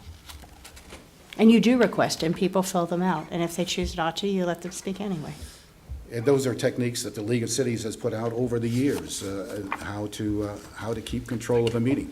You don't need to have the meetings go for 2-3 hours and people repeating the same things over and over and over again. And those were techniques of how to control a meeting. And there's nothing that says that you can't do that, because the Brown Act says that is including but not limited to regulations limiting the total amount of time allocated for public testimony. We need to finish the speaker slip issue, and then we can have the conversations that you want to have about limiting time. Because based on my understanding, and I'm happy to email the AG and get you an informal opinion for next time, what you are suggesting, requiring them and not allowing people to speak if you don't put them in is wrong. And it's rare when I tell you that I think something is absolutely wrong. Yeah, I don't see it. I would suggest that we get an AG's opinion. You would suggest? Sure. I didn't think we could get AG opinions anymore. Yeah, you can. If you email the guy who's retired and he likes you, he'll email you back. Oh, okay. Without a charge? And it's just their opinion. It won't necessarily stand up in court, will it? I would say Ted Frigg's opinion is that. Will it? Okay. Jerry's wouldn't when he was AG? Probably. I will just add, for whatever it's worth, which is not much, that I did review this at one point in time, and for some reason I came away with the same opinion that Betsy has. I'm fine. I think we should go to the AG because I can't find anything, and nobody can give me a document or court case that says you can't do this. So what is your point? What is it you want taken out or put in? I said that.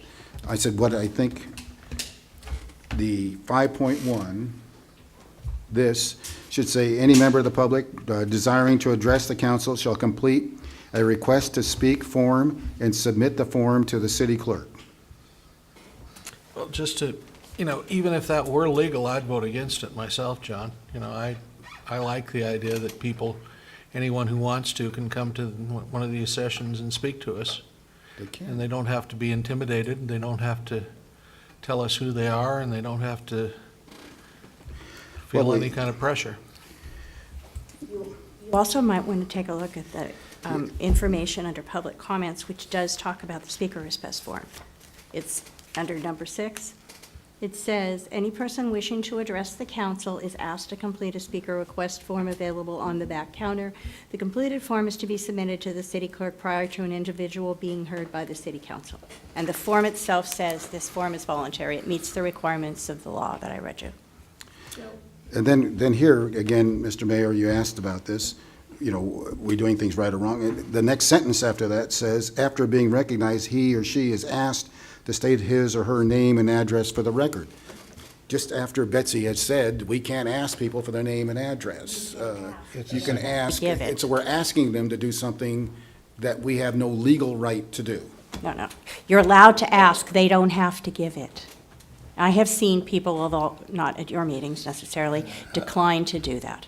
I think this whole thing started out that council members were going to be given 3 minutes as well, and then the next council member could say something before he went back. John, you've taken about 15 minutes of this thing, and I'm not sure where we've gotten.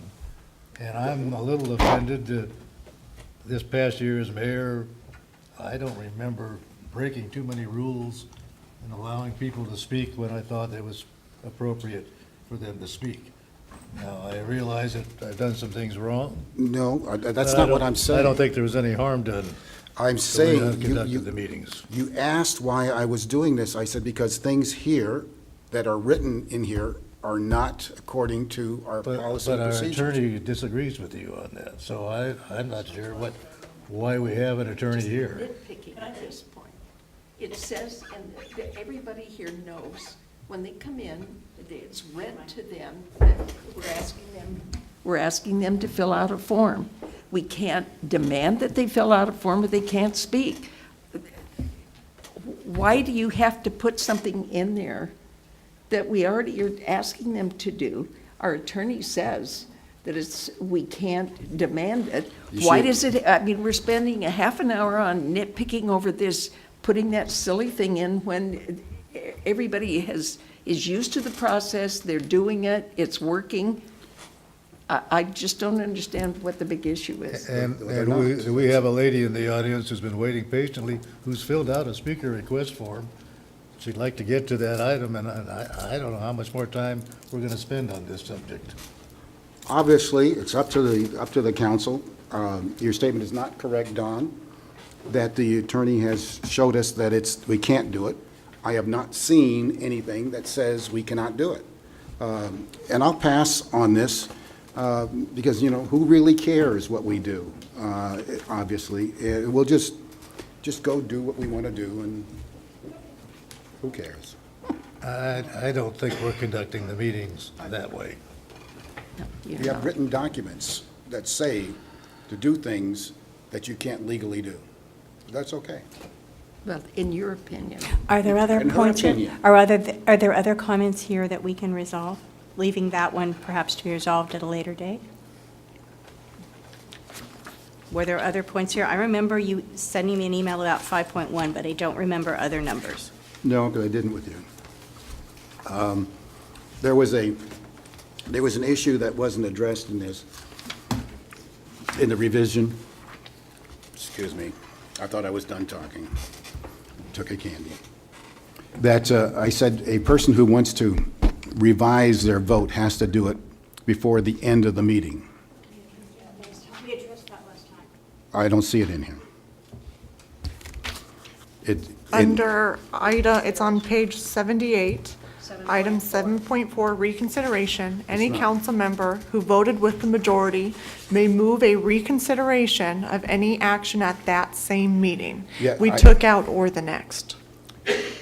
Well, you can't take out at the next, because reconsideration, I don't consider changing my vote as reconsideration. Reconsideration, you have to go to the to Robert's Rules of Order. And one of the things is that Robert's Rules of Order say for reconsideration that it has to be done at that meeting or the next. We can supersede Robert's Rules of Order. If we don't The- have a regulation, then we go to Robert Rules of Order. It is not, I argued that point last meeting, that we let Robert's rules reside, and it was decided against us to override Roberts, as I remember correctly. reconsideration is different than changing your vote. Reconsideration is, I'm one of the 3 people who voted on this. I want this item to be reconsidered so I can vote no on the item. It's reconsideration of the item that was discussed, not of my vote. I want to change my vote. That's different than a reconsideration of that. It says of any action at the same meeting. But this is to reconsider the entire item, not necessarily just to change your vote, but you have to vote with the majority so that the people who were not successful can't continuously bring up the same item. And so a person who voted no, let's say it passed, a person who voted no, say, before the end of the meeting, I've changed my mind, I want to vote yes. We would tell you to ask that the item be reconsidered so you could change it. Well, somebody else would have to bring that up, rather than somebody just saying, you have a right before the end of the meeting to change your vote. 2 different issues, though. I know it's Correct. 2 different issues. That's why I said it's not part of that issue. The concern that I have of wanting to change my vote is taken care of in the reconsideration, which is a whole separate issue. Well, reconsideration, is very structured in Robert's rules, if I remember correctly. Yeah. And the ability to change your vote, I think, is a separate legal issue, isn't it? That's my It's point. a separate procedural issue. Yeah. Does Robert's Rules of Order have a separate rule about changing your vote versus reconsideration? I don't recall one. But yes, they do. And what does it say? It says it must be done before the, End of that meeting? no, before the, Next item's taken. I don't have it, I can look it up. Before the, you say. Before the it's next item is 3-2, taken. Before you give the. Okay.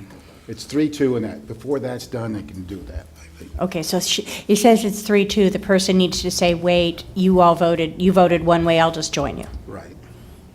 Excuse me. Well, absent, oh, Sorry. Someplace in all of this, I understand that the mayor is supposed to control the meeting. And I just recently learned the other day that when people talk too long, you can tell them to stop talking and take a 5-minute break, and that's what we're going to do right now. Hey, Thank you. Yeah. Here's, So do you want to add this? well, that was my point. I wanted to add it, and you guys said you changed it. Okay. Okay, so do you want the council to consider a separate section? That's what I asked for.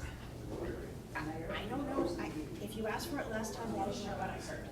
I got Okay. really confused. That's, So, I wanted, so okay. besides this, is there anything else? No, That's the last one. yes.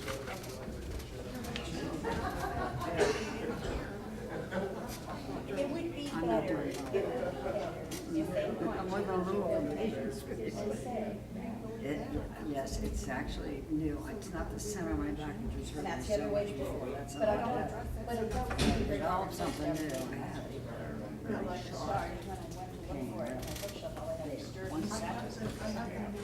Well, that's what the doctor thought. I had an X-ray. She said, you have arthritis. I have arthritis right from the bone. Step one, do they want to I had an consider? MRI. Step two, how do you want to do it? I had a repeat. Oh, a few months ago, but I mean, I had it done, and it's fine. See, I, So, and I wanted to- I'm actually feeling better. I'm actually flipping some of them. my intent was to go beyond Robert's Rules of Order, because, I have to bend over. If he's not here. as you said, when a teller does it. Oh, yeah? Yeah, we could put it But I thought- 7.5 and move 7.5 to 7.6. But it's up to them if they want to put it in. It's all of them. I know. We are going to do that. Well, he's going to bring it up if he wants to. We don't have to. That's the last one, right? Yes, ma'am.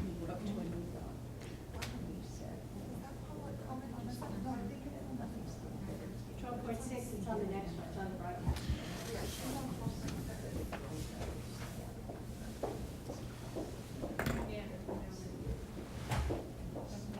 Right, but do you want to be able to do it afterwards?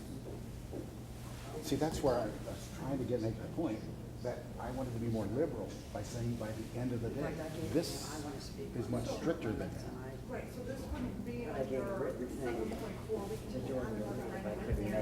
Which is what I thought we were going to do when I made the request of having something in there that says, by the end of the day. Right, so we're looking at reconsideration, not changing it, so we'll.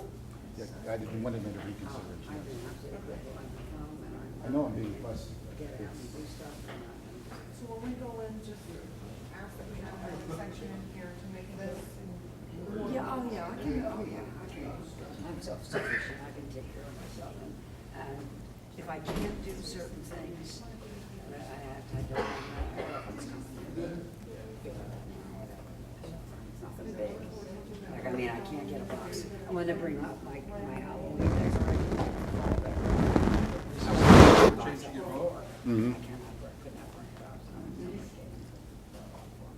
I grabbed somebody walking by. I even grabbed people walking on the street.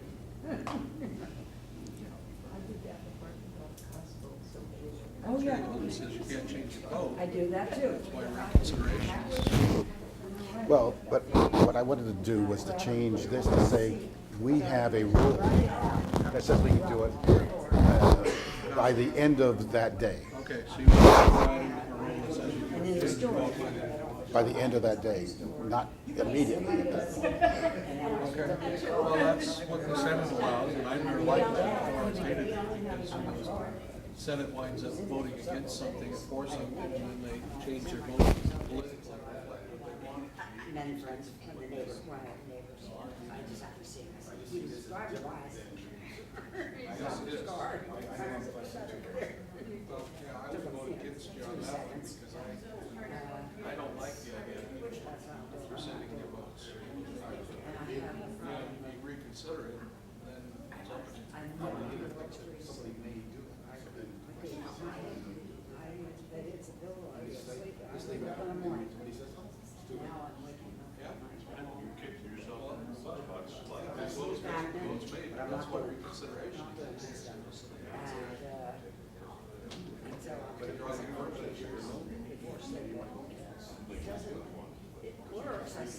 So what you would like is a reconsideration, whether it's yes or no. Well, it's ambient, and I'm gonna stop there. It's very. Which, No, I understand. that's a good question, because I could be fucking myself. Yeah. Because one person saying, yeah, I'm pissed at you, so I want to reconsider my vote. I'm going to vote no. Yeah, well, I mean, that's what you're bringing up, is that people can vote no in the next meeting. Not the next meeting, it has to be at the end of this meeting. So what you want is a reconsideration for both yes and no by the end of the meeting. Which could really fuck you. I don't think it's ever happened. Yeah, the danger there would be, I wrote the auto club's insurance policy.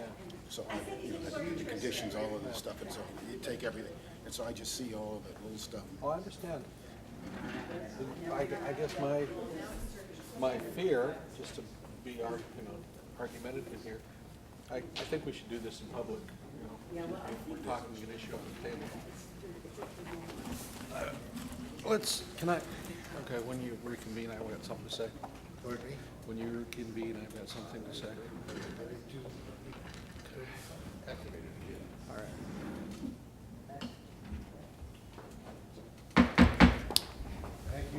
It's over. Sorry. We are going to continue. We are working on 12.5. I'm not sure exactly where we left off. We finished. Well, no. Well, let me just do this real quick. I withdraw my comments on that because I think there may be some circumstances where this could have an effect that is improper. Let's say there's 3 and 2. The person with the 3 can reconsider, but can vote no change his vote, vote no, and then the whole item's turned over at that point, then you'd have to do a reconsideration kind of thing again. So rather than having the ability to do that, you vote, you make a decision, you keep it. I'm not going to request anything else. I'm not going to request a subdivision of that. So do you want to leave it the way it's worded here? I'll leave it, well, of my vote, not the reconsideration. Forget a subdivision. If there's a question, we will go to that, and once it's done, the teller does that, your vote stands. Okay, so no changing of No votes. changing. Okay. Councilman Brown, I think had something you wanted to add. No, just after what John said, I thought I had some clarification, but that seems to resolve the issue, so I'm comfortable with it. Well, I think we've approached the area where we need a motion to approve this resolution, if anybody can state it. I believe we have is this public speaker card that you have for this item? No. Oh, okay.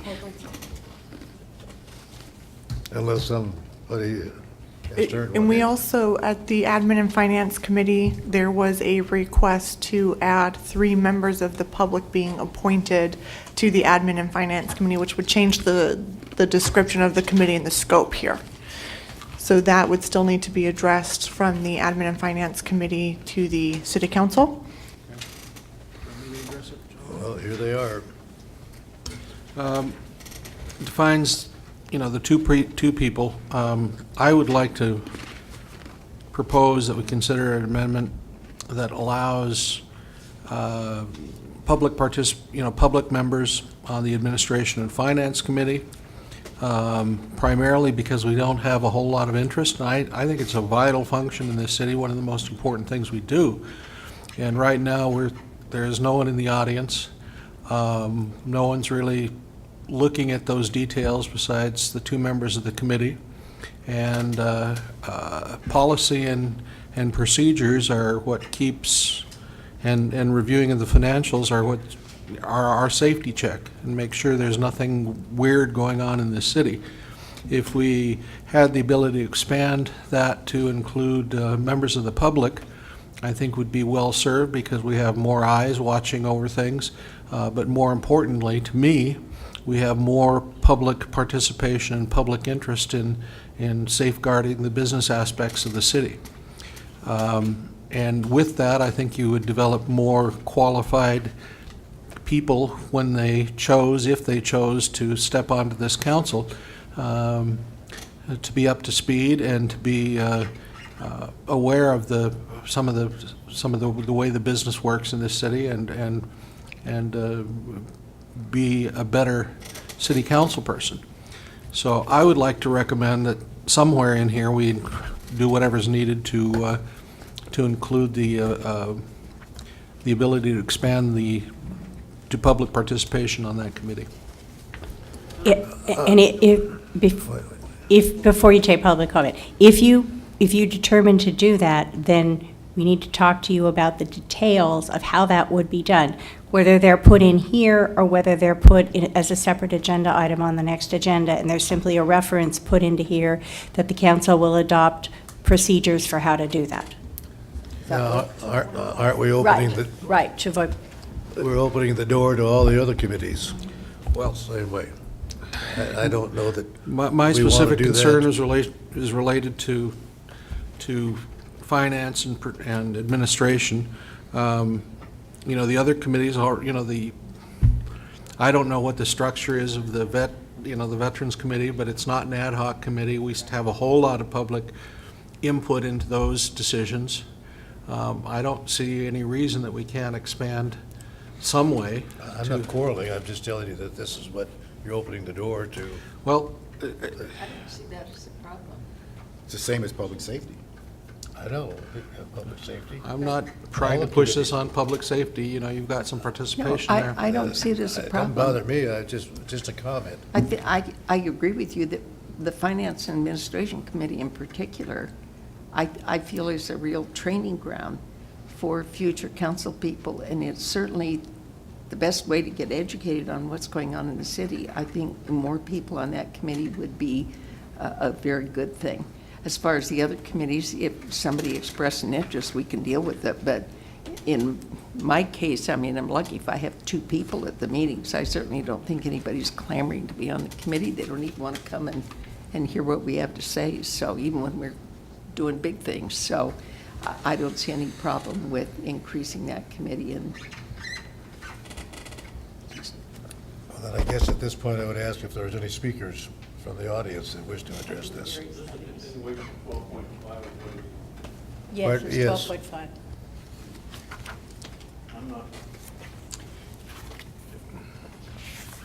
I'm not real clear, Tim. Are you talking about a full voting member? Yeah, voting, yes. It'd be a full membership, a participating member on the committee. I would beg and plead that you have a full discussion and research done on this. I think you're opening up all kinds of problems. And I don't think it's an issue of having involvement by the community. The community can be involved. You can invite them informally to be a part of your committee, and you can have them as an advisor, but they shouldn't be able to vote. We haven't elected anybody to vote. Well, it's only recommendations that come out of that committee anyway. I mean, it's not like there's, everything that comes out of that committee has to go to the council. You're reducing the value of the council member being elected if you have a committee that everybody can vote on when it's a city issue. But, I would strongly urge you to really do some more research on this. Thank you.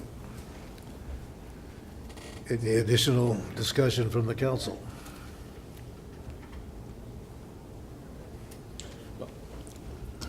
I would like to see that standing committee thing be amended to reflect at least the possibility of expanding that committee to include more public participation. One item, if I may kind of elaborate on that, is in the Admin and Finance Committee meeting, we did have a discussion regarding if we put the language in here that 3 members of the public may be appointed, it does expand the committee to 5, which makes the quorum 3. They are able to vote on recommendations to the city, and the appointment of those members of the public would have to be carefully monitored with our city attorney on the process to avoid council members that are not on the committee having a proxy type person attend those meetings. So it's likely that they would need to be all done on all 3 appointments by all 5 members of the council. All in one, instead of one council member appointing 1 public member to that committee. And if this doesn't work, we can always change it. And I really want to see more people participate in that committee. So if we say, it says the committee shall consist of 2 members who shall be council members appointed by the city council.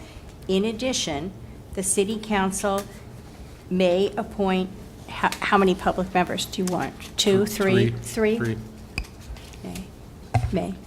Okay. No. There's 2 council members now. If you put on 3 public members, they can outvote you. Well, it Okay. has to come before the council anyway. True, it's a recommendation. So the committee shall consist of 2 members who shall be council members appointed by the city council and 3 public members appointed by the city council pursuant to a procedure adopted by the council. The alternative is, we talk about the procedure, we write it, we put it into 10.1. I don't care how you do it, but we need to talk about it now so we know what to write. Right, by Well- the city council. Yeah, If you just put in there may, then we could leave the details of how it's going to be done in another do you want to session, right? put that in and put on the appointment procedure at the next meeting? Or do you want to put it in here and look at appointment at the next meeting? Well, I think we'd need to discuss how we're going to do it. I would You look do. for a recommendation on how that appointment process be Okay, done. okay. And then, if it turns out that the council doesn't like the appointment process, if we had the word may in there, that we can, doesn't force us to. I would like to see this brought back at perhaps at the next Doesn't do meeting, anything. until the full council is here to discuss this. Then we'll add the words, "and may appoint 3 public members pursuant to procedures adopted by the council." I would like that. That way we don't have to change this if we decided to do it. Yes, you're right. No. No, the chair has to be appointed by the Chair is council. appointed by the mayor Yeah. and the council. Did anybody hear what I just said a moment ago, that this portion of this resolution, if we're voting on it, I'd like to see the full council to be here to address it. Okay. So your recommendation is that we hold this until the next? Till the meeting? next meeting, I don't think there's a sense of urgency on this. No real urgency, except I'd like to see it happen as soon as possible so that we can get the word out and get people involved. But, you know, I'm willing to, if you think it warrants holdover, I'll go along with that. I think the whole council should discuss this. Okay. That We- doesn't So we can change. just modify this in the next meeting, right? We can make all of the suggested changes and bring the entire thing back to the next meeting, or we can approve the other changes and bring this specific item back. That seems like a good idea. That's really what I was Yeah. referring to. We can take- Could we get an AG answer by then? You can get an informal email from Ted. You can't get an opinion, it'll take 9 months for an opinion. Just whatever. I think we're still on 12.5, looking for a motion that does not include this committee appointment at this time. So we will pull out 10.1 with the proposed language and the discussion of a procedure and put it on next time as a separate agenda item. And 5.1. No, I don't know that I'm going to have the opinion, but we'll see, okay? I thought you said you get an email back, right? I said I think I can. Okay. But it wouldn't hurt to pull it, and then we could put it on whenever.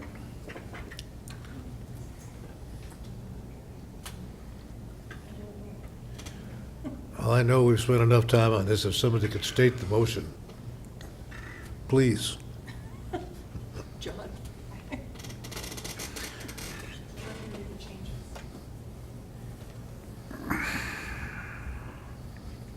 I'm so confused at this time. What changes were? Do you have an objection to bringing the whole thing back next month with the changes?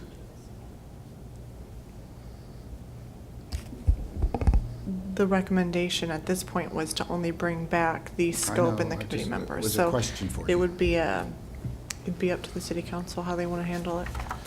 Well, without you going through every change. Can we just make a motion to approve the changes discussed up to point 10.1? And hold that until council is present to discuss it. Well, we Yes, have, ma'am. the issue of 4.8 is, wasn't that resolved? Yes. Yes. So we know what's going to happen 4.8. There's discussion on 5.1. The title for Section 2 was changed to Right. Agenda Procedures. Right. 2.7, we changed the wording to read, "Items of routine nature and non-controversial shall be placed on the consent agenda. All items may be approved by one blanket motion upon unanimous consent without discussion unless prior to or following review of the consent agenda, any council member may request that any item be withdrawn from the consent agenda for separate consideration." Okay, and 4.8 was changed to, No council Council member members. shall speak for a longer period. And it looks like that is it, and then we will bring back 10.1 with a procedure that's recommended if the council decides to appoint 3 members of the public. Just for clarification, I don't have a red line copy, but the only thing I have on my 7.4 is a yellow thing on or next. That is from the Finance Committee. The City Council agenda on page 78 removed or the next. I was using the wrong one then, okay. Okay, so Okay. my motion to approve the resolution per the changes discussed and approved tonight, holding 10.1 until the full council is present to discuss it.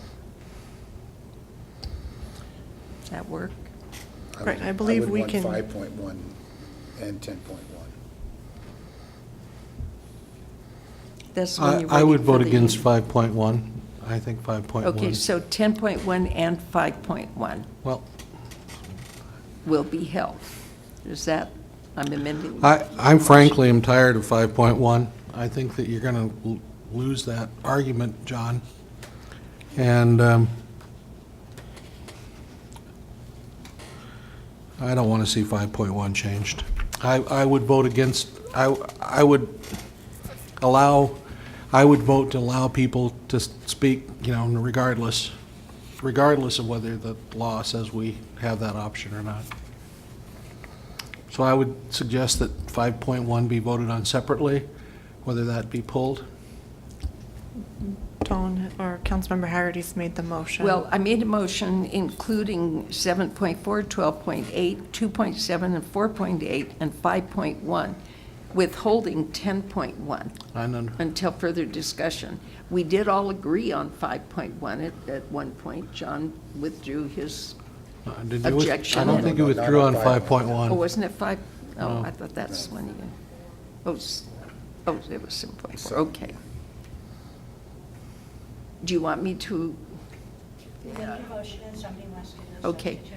I have amended those changes. The only one not approved, being moved to approve would be 10.1.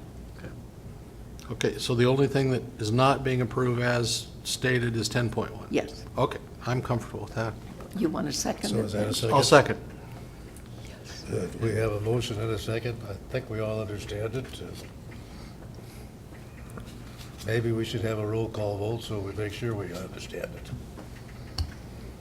Okay, Councilmember Haggerty? Yes. Councilmember Warren is absent.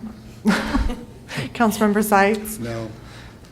Mayor Pro Tem Brown? Yes. Mayor Aaron Krantz? Yes. It's approved 3-1-1 with Seitz voting no and Warren absent.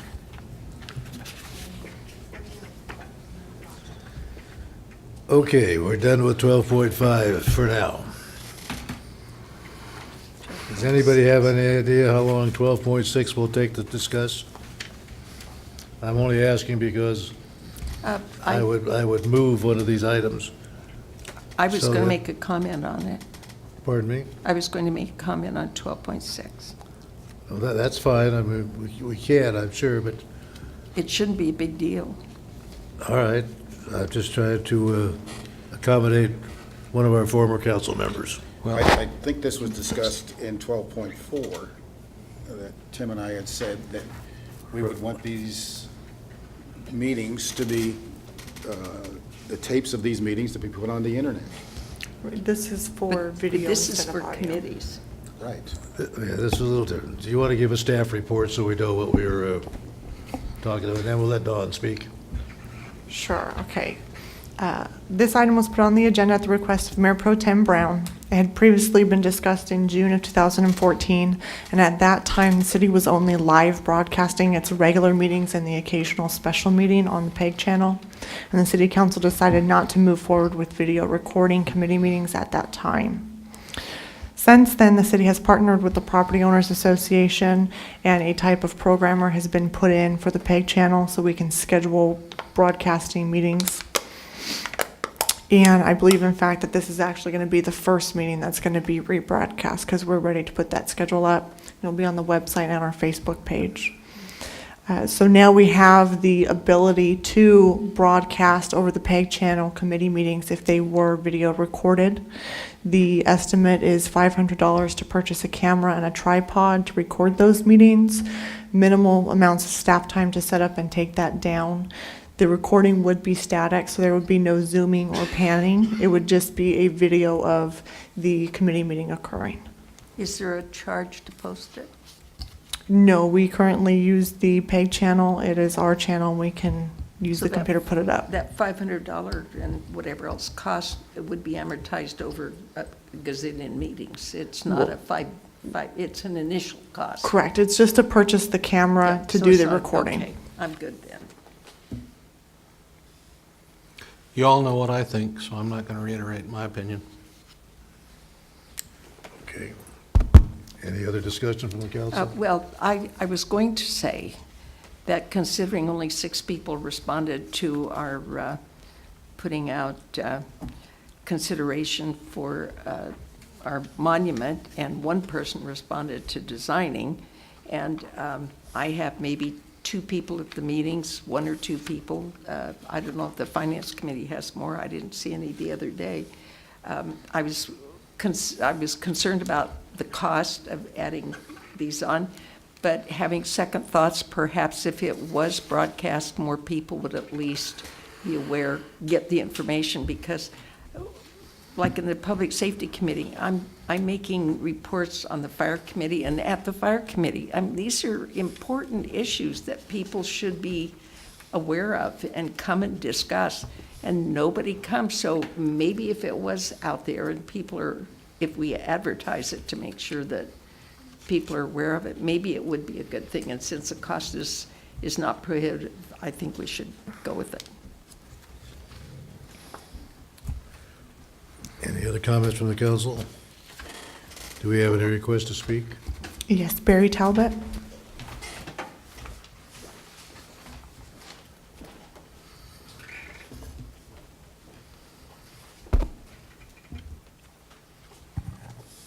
I'm sorry to be back here again, but I do have an opinion on this, and it is that I think we have better time, better things to do with our time than to consider this. I don't think anybody's going to watch it if we do broadcast it live. I think it's clear by the number of people that are attending even tonight that the interest simply is not there, and you're not going to create anything. It's not building a stadium and they're going to show up.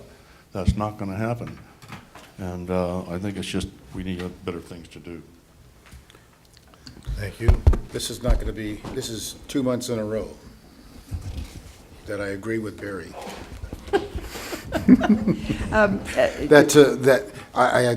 When we talked about the other one, we talked about putting it on the internet. I'm not going to watch the pay channel. I don't know when it's going to be on. I don't want to watch any of that kind of stuff. I don't know what people do. But if I want to see it, I want to be able to go into the internet site for the city and see the Finance Committee meeting, listen to it. And this is talking about doing the channel thing. And I think it's terrific to take the tape and do a action minutes for those things, and cut that down, cut all of that stuff down, put it on the internet TV thing. I think is a waste of time and money. I'm sorry, Barry, to agree with you. If we were to put it on the website, we would still need to purchase the camera and record it and put it online. You can make a recommendation to put it on the website, but not on the PEG channel. Could I make a comment? This issue came up with the POA as far as, we were really discussing how many people were watching the broadcast, which of course we had to broadcast. And my feeling was with Barry that nobody watched it. I was absolutely overwhelmed on many occasions with how many people were texting in to the board members issues, like the sound is out or whatever. I would get 10 or 15 and everybody up there would get them from people. And then I started asking people, do you ever watch? I was amazed at how many people watch the POA meetings. Now, I don't know if they watch city meetings, but my experience with POA, I was shocked because I really, and that example with Dave Eiler shows you how many people were watching that. I mean, there were a ton of people that do watch the board meetings. They don't bother to come, they just watch it. And maybe that's the case here. I don't know if there's any way we can find out. I guess there isn't, but I think it's worth a try. Any other comments from the council? No. Then I'll entertain a motion. I move that we include video recordings of the major committee meetings on the internet, and where not feasible, audio. and also put those on the PEG channel? It would not be a live broadcast. It would be recorded and then replayed. Is that what you meant? Yeah. Do I hear a second? Would you repeat the motion? I'm sorry. I move that we record, video record the committee meetings, the major committee meetings where possible, and where not possible, record audio presenting that information on the internet and on the PEG channel, recordings of it on the PEG channel. I'll second that.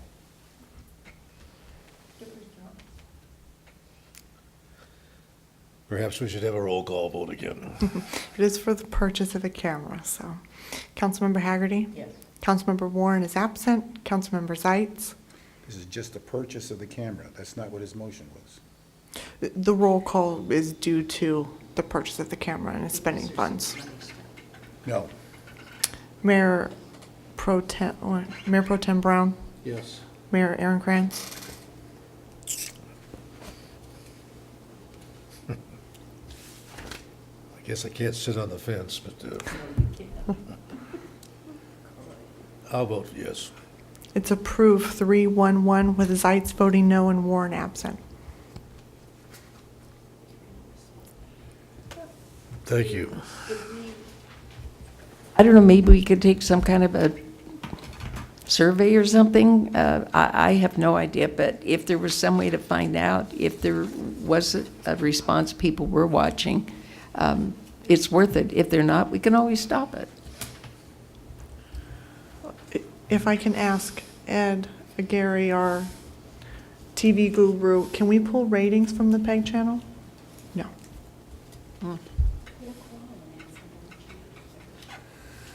Probably the same number of people watching this. We do get some people who watch it. You know, you could ask if there's an issue, or can I discuss this for just a second? I'm sure that there's some place in the rules here that say no, but I'll say yes. Okay, thank you. You know, if you could ask on the, you know, if you're watching this and you think that it's worthwhile, send us an email, so we'll continue the, you know, if you don't get any emails back, that's a pretty good indication that nobody cares. Yeah, it can always be stopped. Absolutely. Okay, we're moving on to item 12.7, discussion I can't talk anymore. Term limits for the city council. Is there a staff report on this? Yes, this item was continued from the last city council meeting, so staff could return with additional information on setting term limits. So included in the updated staff report is a list of cities in California that went to election for term limits in 2010 and 2014. Also included are attachments that show the ballot questions and what type of term limit was set, including the election results for some of our nearby cities here. Should the council choose to move forward with setting term limits, you could choose any number of terms to limit it to. Typically, it appears that it's 2 or 3 terms, and you can also choose to set the term limits for a lifetime maximum or consecutive term limits. For example, an appointment of, oh, I skipped a part here. Also needing to be addressed is appointments. So the city council would have to decide whether a certain time limit on appointments counts as a term, or if appointments do not count towards the term limit. Council, comments? When I brought up term limits and got it passed, by the way, for the board of directors, we set up that if they, I forget the exact wording, it was 15 years ago, 20, whenever, if they came on the council within a certain number of months, that they would fill out, you know, the full term if it was just a short amount of time. You know, I don't know why I started this, because basically I don't remember exactly what it did say. I know we addressed it, and you could pull the term limits in the POA and see what it said. I'm for term limits, clearly. The argument is you get somebody good and then you want to keep them. And my argument is you get somebody bad, you want to get rid of them. And the argument against that is, yeah, but they can run again. Well, if they're bad, they're probably not going to get elected again. And meanwhile, you've had to suffer through 8 years or 6 years, whatever we decide to do. Well, I guess it's 8 or 4 or 12. But I definitely feel strongly that term limits are important. I think we need to rotate talent, new ideas.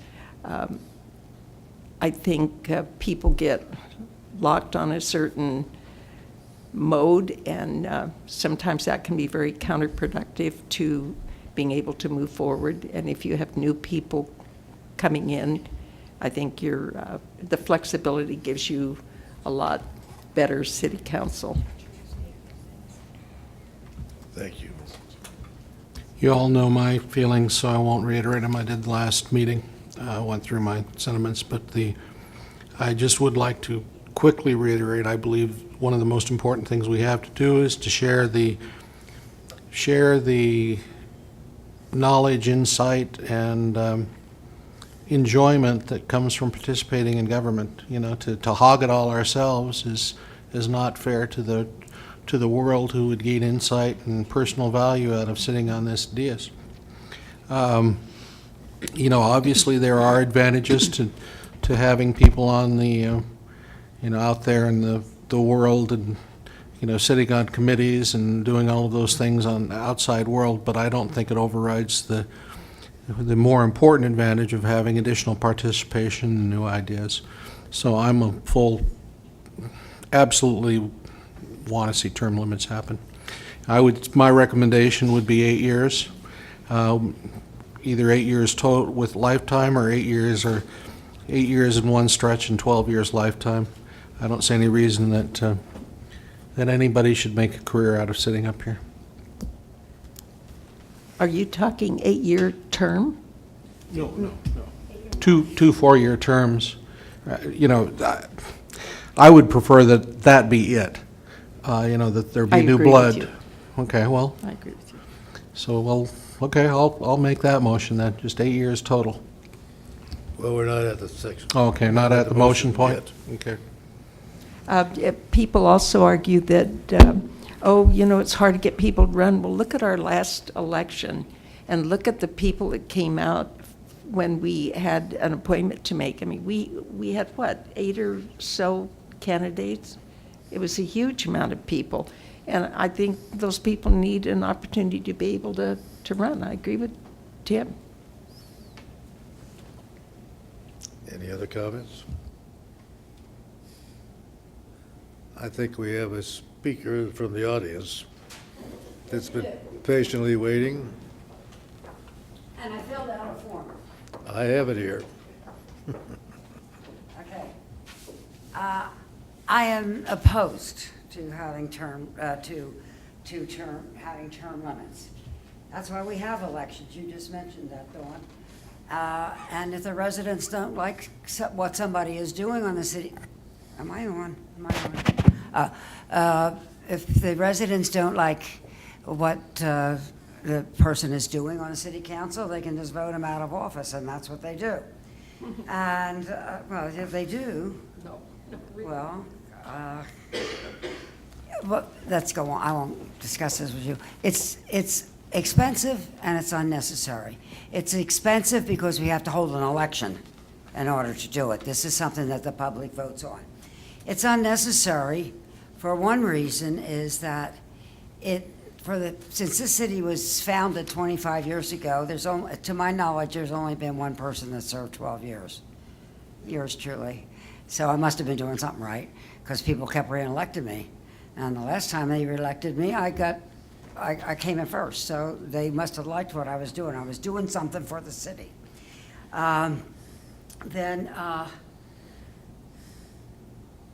The other thing is John mentioned at the last meeting about institutional knowledge. See, you want to give everybody new chances. And I'm all for that. but they don't know what happened. I don't know whether you recall last December at this meeting, you were having a heck of a time trying to appoint people to stupid commissions and committees and whatnot, because you didn't understand the process. I could have solved your problem in 2 seconds, but I wasn't here because I knew how it had to be done. And the city manager was also fairly new, and so I spoke with him afterwards and said, this is what, the form is wrong is what it is, and I spoke with him and instructed him how to do it. But you were fumbling around here for the longest time with how to make appointments when the answer was very simple. And that's institutional knowledge. Let me see, what else did I want to say about that? Oh, well, that's all. Then the longer tenure helps the council members to know other people, to get to know other people in other cities and what they do. It gets the other people to know you and your good character. And it helps you to get good stuff or do stuff for your cities. And you have to be willing to help other cities also. That goes along with this. Somebody mentioned that was an ego thing. This is a lot of work if you're taking on large commissions and committees and moving up on the thing. The more the people get to know you, the more things they will be willing. I was able to get some things for this city because the people trusted me to follow through with what was going on. Let me see what else I would say. I know. It's an ego thing, okay? I mean, it's wonderful to say, hey, listen, I was on the board of directors of the California League of Cities. And I was on the board of directors of SCAG. That's for those of you that aren't there. This is the Southern California Association of Governments. It's the largest metropolitan planning organization in the United States, and I was on their board of directors. But this brings stuff for the city. Let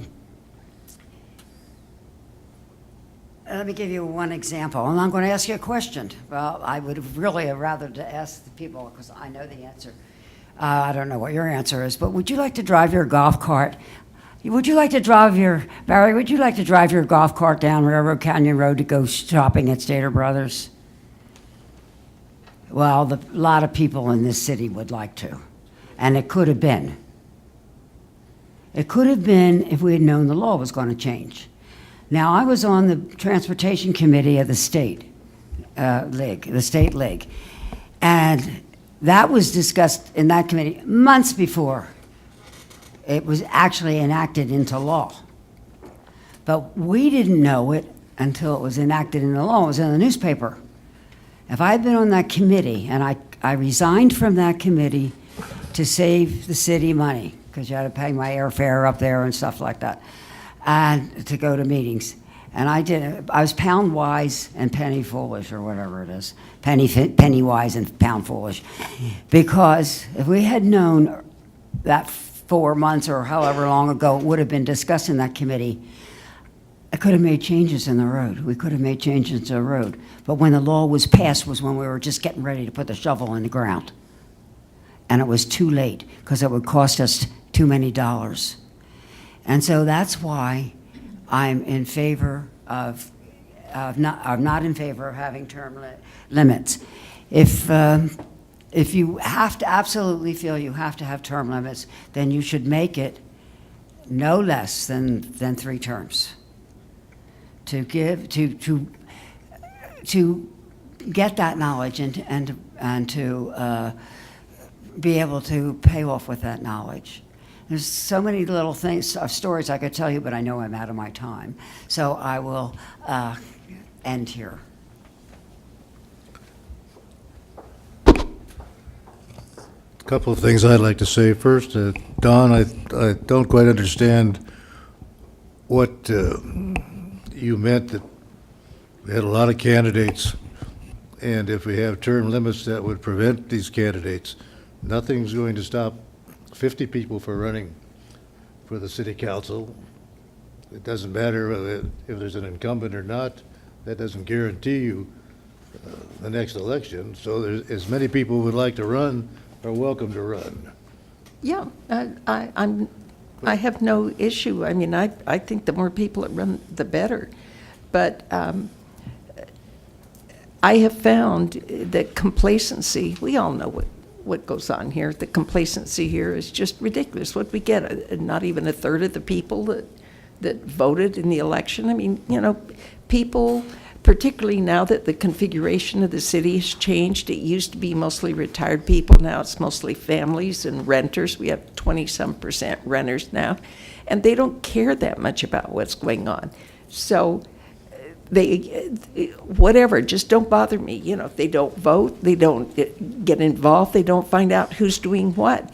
And we've had some not real productive and in some cases rather damaging people in the past on boards and city councils that just went on and on because nobody cared, nobody voted against them. They see a name, they go, oh, he was on there last time, okay, I'll vote for him.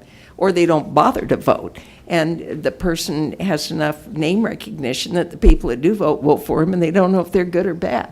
That's why I feel term limits are important. And it was a point well taken, Mary. I think I would definitely change to 12 years rather than 8, because that is a point well taken, because I'm on the RCTC and I'm now on the budget committee, and I got involved in, I don't know, I just signed up for something that, so I think the knowledge that you gain and the contacts you make can be very beneficial, although in our little city there isn't a whole lot going on that, you know, but who knows. But that is a point well taken, and I would change my opinion to 12, a term, 3 terms rather than 2. But I strongly feel, and Well, clearly most of the people do. I'm not speaking because of my own personal situation. I'm just opposed to term limits. I think that everybody should have an opportunity. If they're doing a good job, people will recognize it. If they're doing a bad job, people will also recognize that. And No, they I don't think we've had any career politicians here, so, but that could happen. But another point I'd like to make, and I'm directing this to Mary Creighton, because I take exception, and most of the time I agree with everything you say. I don't remember at all anything last year with appointments being, having any problem with. It, as mayor, I thought I had experience on how to determine how everybody filled out their forms. The previous time when I was mayor, 4 years or 3 years ago, there was a problem with the appointments because I think Betsy told us that we couldn't make the appointments at the December meeting because of the stipends that were involved in some of the committees. So we had to wait until January to make the appointments. But other than that,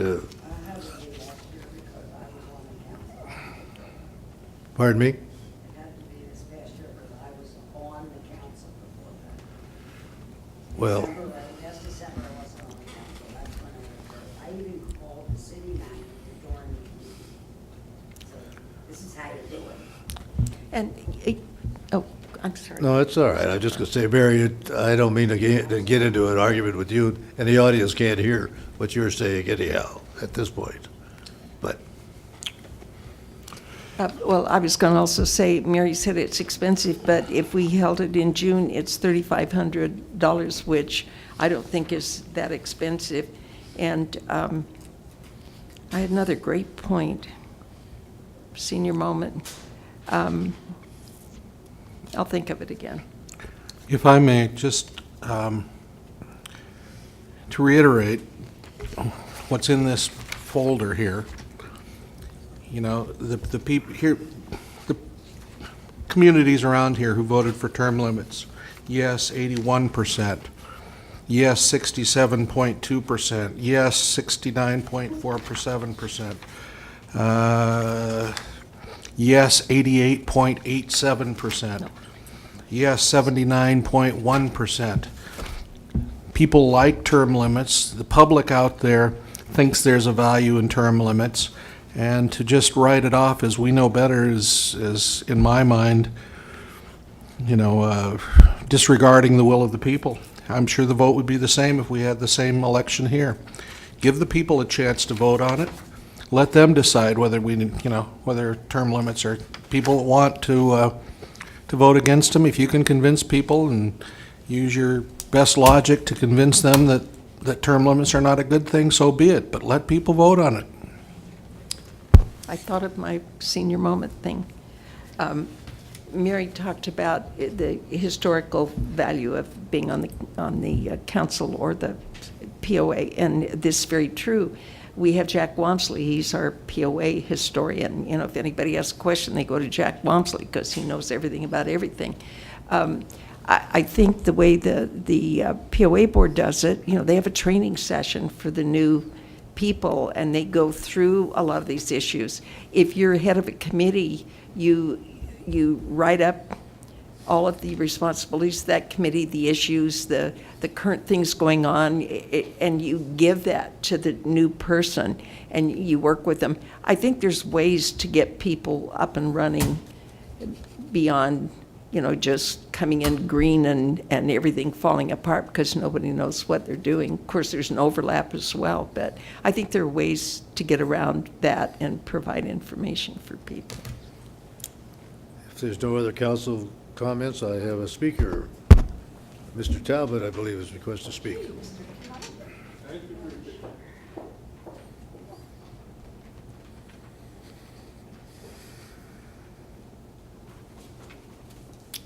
Once again, a pleasure to be here to talk about our term limits. I agree 100% with Mary's perspective on it, and some of which, most of which Jordan also feels on it. I don't agree with Dawn or with Tim on this. Each of the comparative cities used in Tim's examples and in the staff report have populations of over roughly 100,000 people. 100,000 people is 10 times the size of our city, and they have a lot more people who are going to have the possible potential of running for an office. We don't have that luxury here. We have problems sometimes getting people to run for things.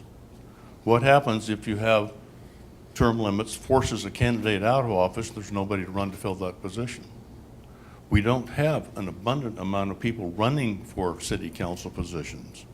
We don't have a history of incumbents having any privileges over a competitor in an election. We have a lot of elections where the incumbents have been removed.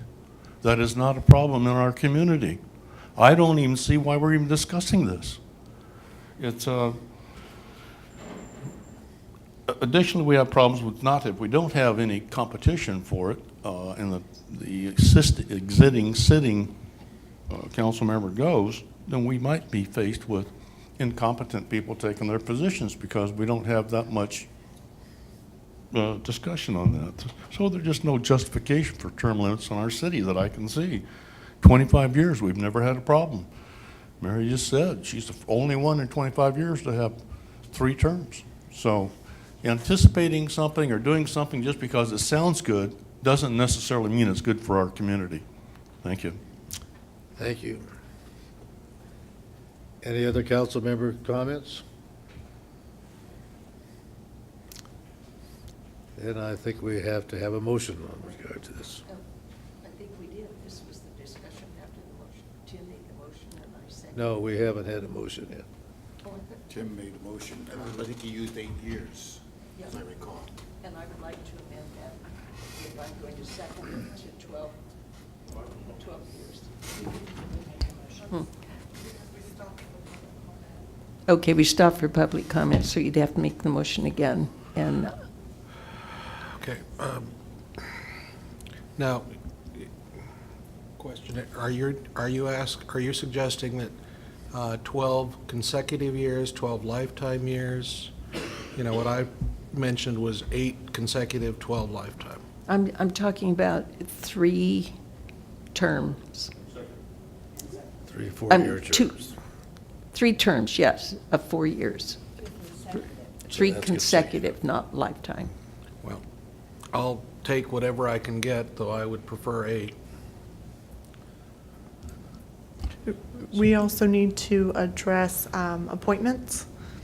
And Something that I've seen happen for appointments is since it's a 4-year term, if somebody is appointed for 24 months, that's considered a term. Or you can have appointments not be considered as a term, or change any of the other timelines in the appointment. I just remember Turn your mic on. certain amount of time, then that was not considered a term, and they could run again for the full amount. If it was more time, then if it was a larger proportion of the term, then that was considered a term. And there was a line, I don't remember where we drew it. Halfway through the term?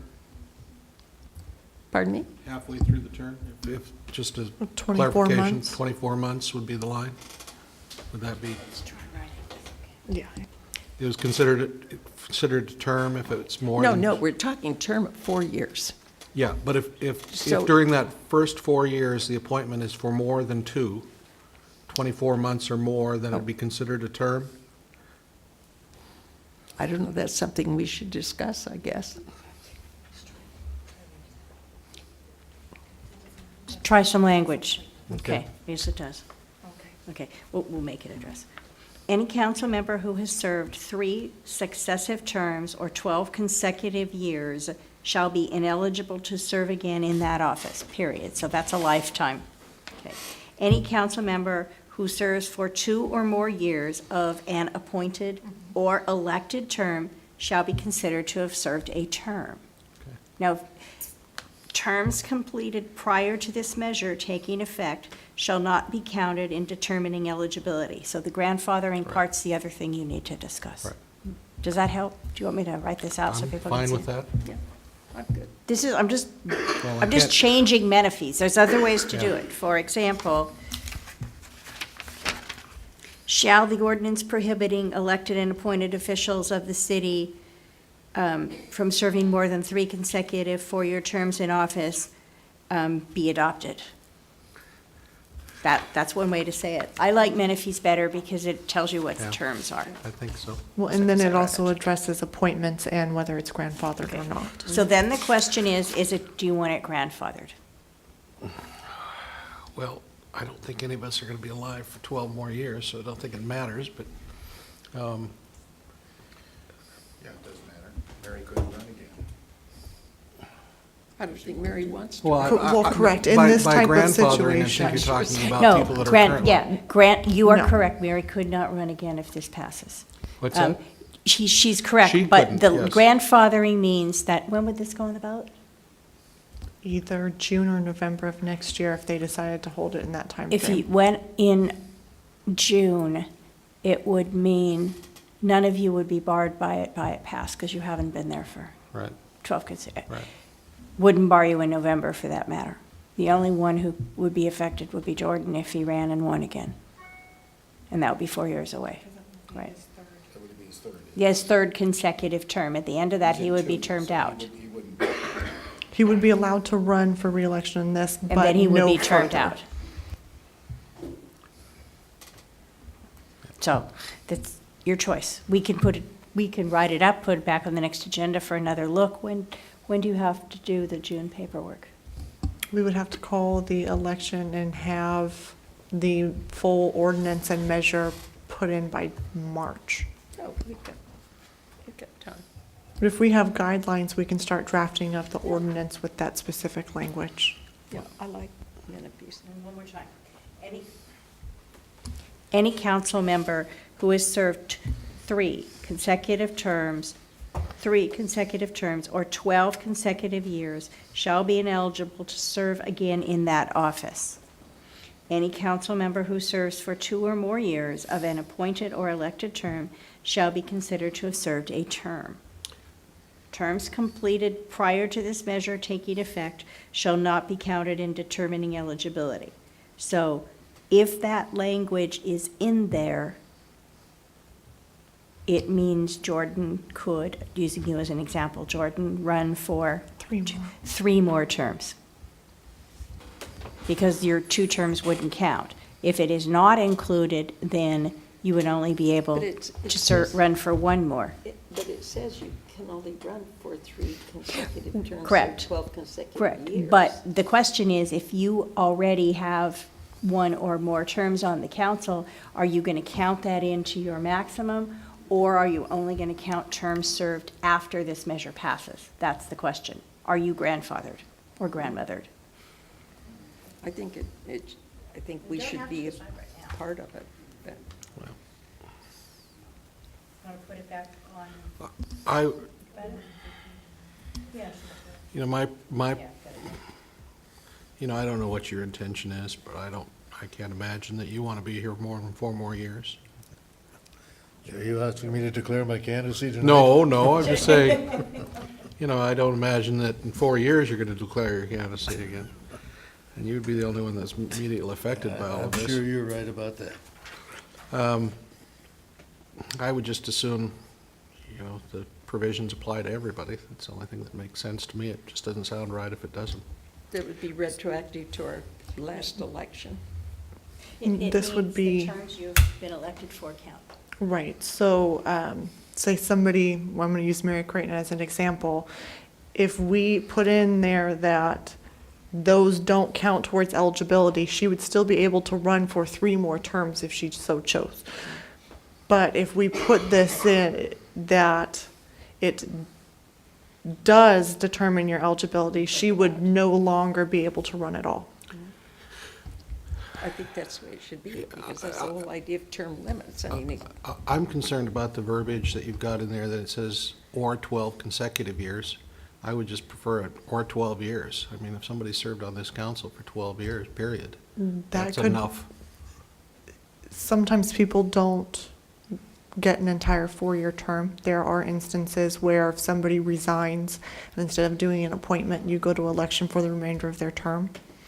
It could cause somebody, say, to have 10 or 11 years, but not be able to run for a full term. Well, if they got 10 or 11 years, they've been here long enough as far as I'm concerned. Yeah, it could, because 2 or more years counts as a term. So you're right, it would turn out to be 10 years. So you would take out 12 consecutive years? Just take out consecutive, 12 years. If they served a partial term, that would count towards the total. Say that. well, it says if they serve two or more years, it counts as a term. Okay, yeah, use So we- John as an example. You've got 10 in right now? No, 10 by the end of the 2-year term. Yeah. So what would happen in his case? If we left it in that you could only serve 12 years, he would be ineligible to run again for a full 4-year term, because by the end of that term, he would have 14 years instead of 12. Because the 2. 16. Under the language in this, a term is 2 years.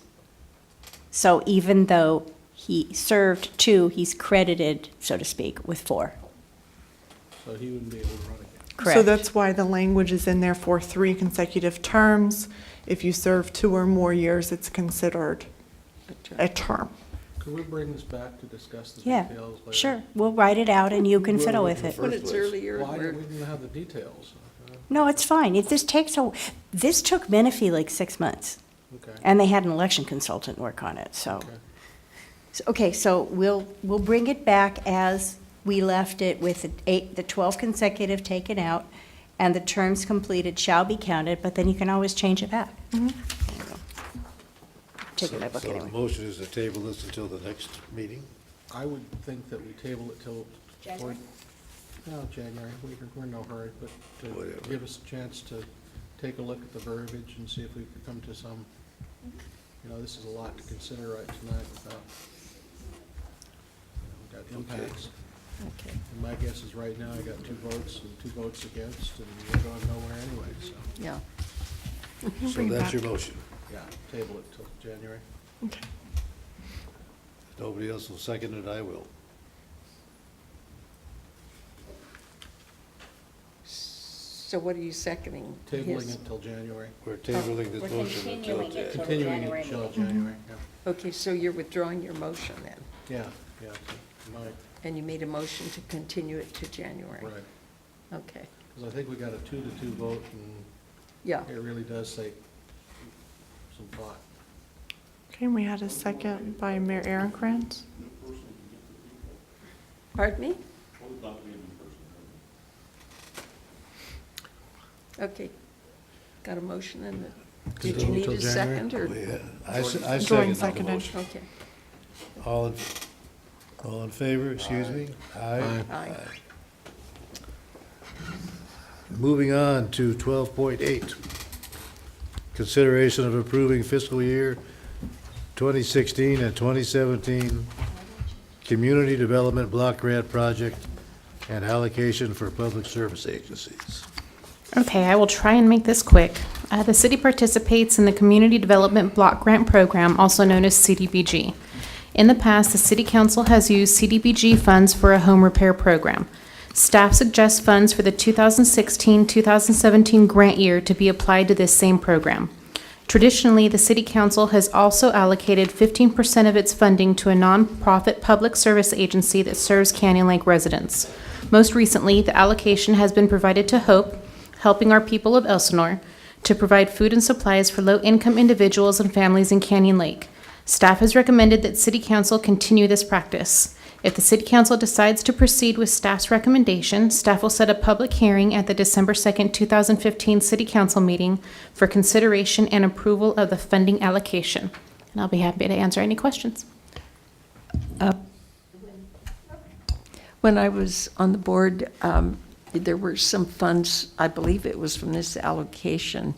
There was a family that lived in the mobiles, and they had some real problems with their mobile, and they really couldn't afford to fix it. And they received a check from the city to upgrade, make some upgrades. In fact, I think there may have been more than one. This only mentions HOPE. Does part of that money also go for that type of thing? Or Only is- 15% of the money goes to HOPE. The rest of the money would be, if the council approved it, to continue the mobile home repair Good. program. Okay, good. Kirsten, there's a requirement of a certain percentage of this that must go to a charitable organization?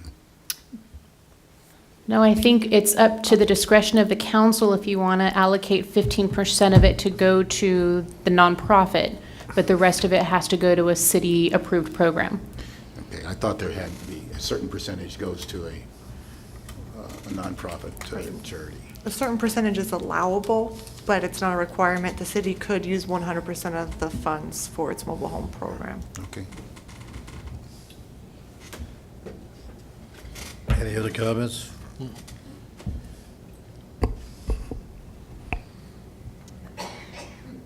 Well, I don't see any, but nobody from the audience has any comments. This one should be easy. Mr. Mayor, I move that we accept the staff recommendation.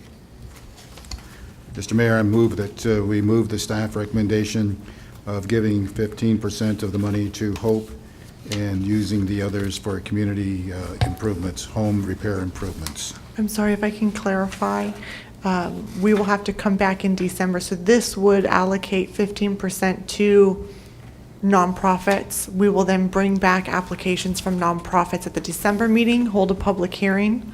In the past, we have given it to HOPE, but at the December meeting, you would review any applications we receive and then decide which nonprofit to give that 15% to. That's That works.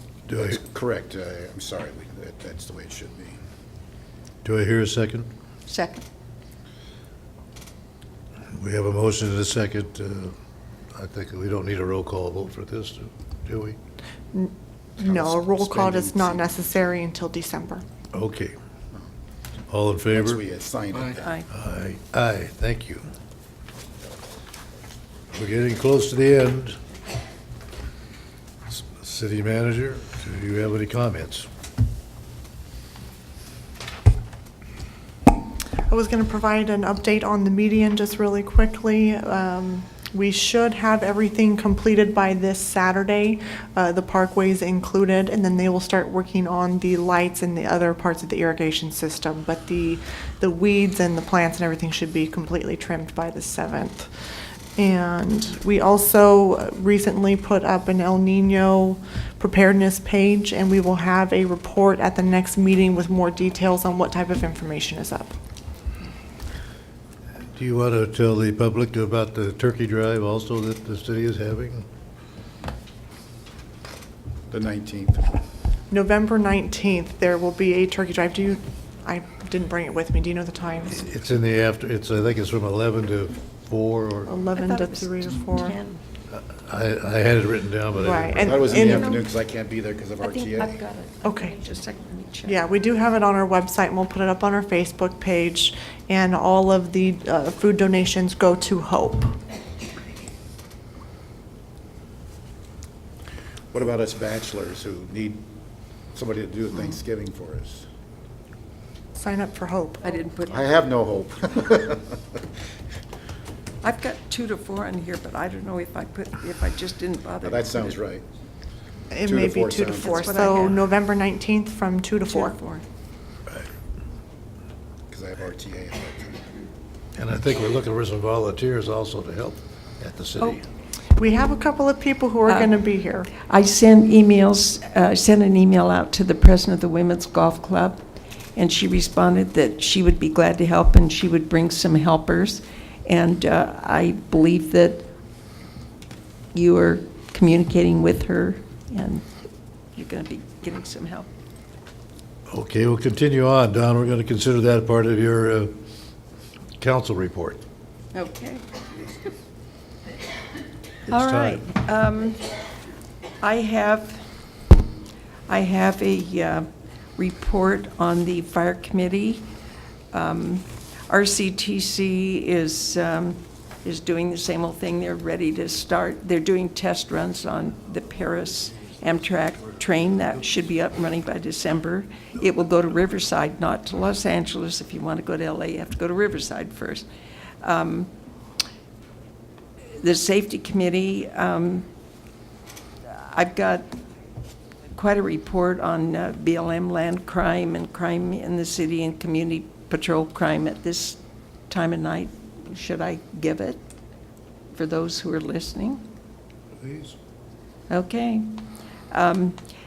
We were having a lot of issues in the BLM land, and the report this month is that has dropped significantly. There's very little crime. They're not finding a lot of cars dumped in the backwater, which they usually find. No fires, no motorcycles. It's been a really quiet month, and we can take that as a blessing. Crime is about the same as last month with 263 calls. We had 2 burglaries, both in the town center, 3 petty thefts, 1 theft from a vehicle, 1 drunk misbehaving while inebriated. It wasn't a DUI. He was not in a car. 3 assaults, all domestic violence, 3 traffic collisions, and 11 tickets issued. Community Patrol provided a report, and there were 374 calls for service. It was a combination of speed enforcement, stop signs, failure to stop for a school bus. There were 56 parking violations, disturbing the peace, failure to comply, animal-related verbal abuse, and so forth. I won't bother to give you the numbers on that. And on the boat inspections, there were 18. There were 15 fishing licenses, 4 boat tows, and 3 battery assists, and 45 quarantine tags issued. So that's kind of interesting. Shall I give the fire committee report? That's the important one. It's your reports, Don. Okay, the fire committee met on Monday, the 19th, to discuss the emergency medical service. The meeting before, we discussed staffing, and pretty well had that narrowed down to 2 choices. On the 19th, we discussed EMS service for Station 60. The goal of the safety committee was to get staffing in Station 60 before the contract, as soon as possible, and not wait for the contract. We had 2 members of the public at our meeting. One was a volunteer who we had asked to do some research for us. He's a specialist in EMS. And so shame on the people that didn't come. He did quite a comprehensive report, and it was a little disappointing. It was a lot disappointing. In a summary of his report for the Riverside County requirements for staffing Station 60 include we would have to have our own first responders stationed at to have our own first responders, we would have to have a paramedic and an EMT on the truck. They could not transport.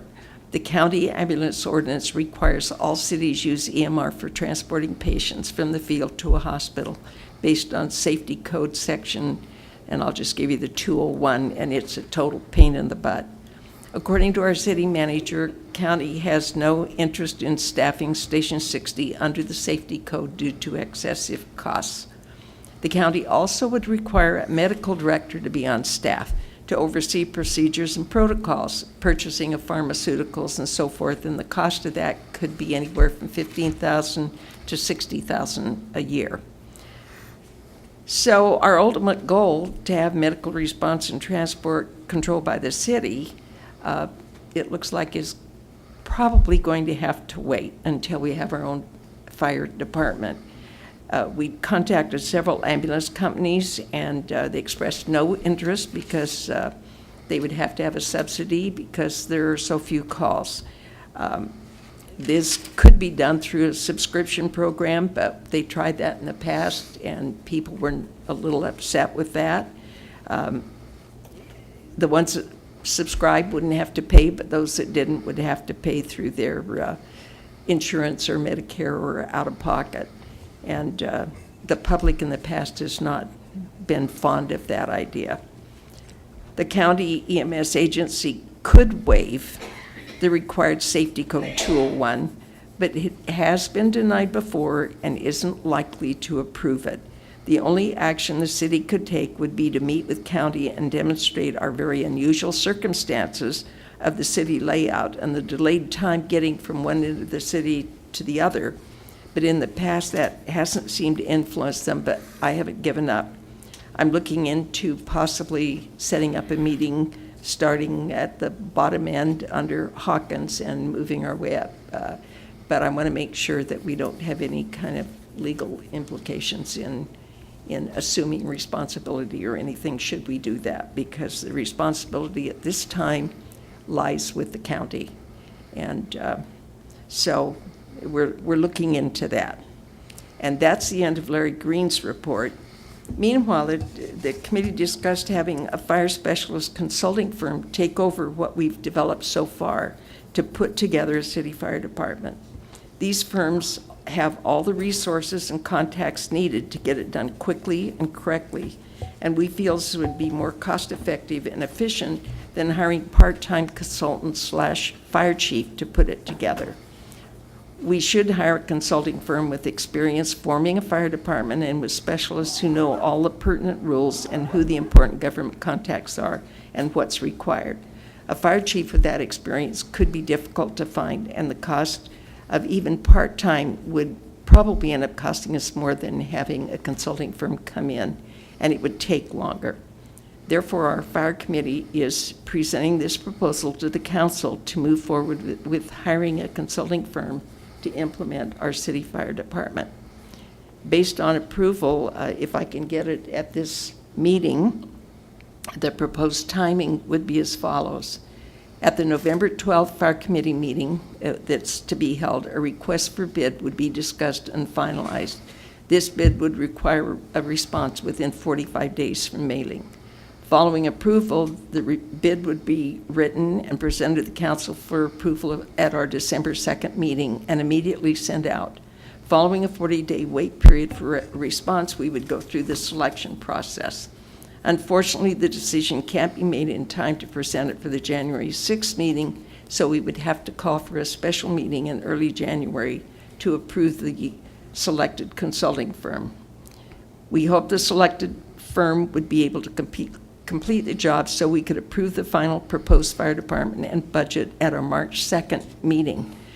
We're required to provide the county fire department, if we're going to cancel that contract, we have to give them 6 months notice, which would mean that we would have to do it at the end of March. So the timing works out on this. If we can if this all falls into place, we could have the person selected and approved at our March 2nd meeting, and then we could move forward with the cancellation. And we would have our fire department ready for when we send out the bids for a fire chief. Of course, if he wanted to tweak it, he would have that ability, but we would have something in place for him that had been professionally done. So that's my proposal. That's what the fire committee is presenting to the council tonight, would be to approve having a consulting firm come in to do that. You can't do that. It has to put on the agenda. Well, we can. There would be a discussion at the fire committee meeting on the 12th, which is next Thursday. Then staff would prepare an RFP and then bring that to the city council. Oh, yeah, For that's right. approval. I'm sorry, yes. Go through the RFP process I'm and then sorry. come back in mid-January to award the contract should the council approve going out to RFP. Yeah. I'm sorry. I went brain dead.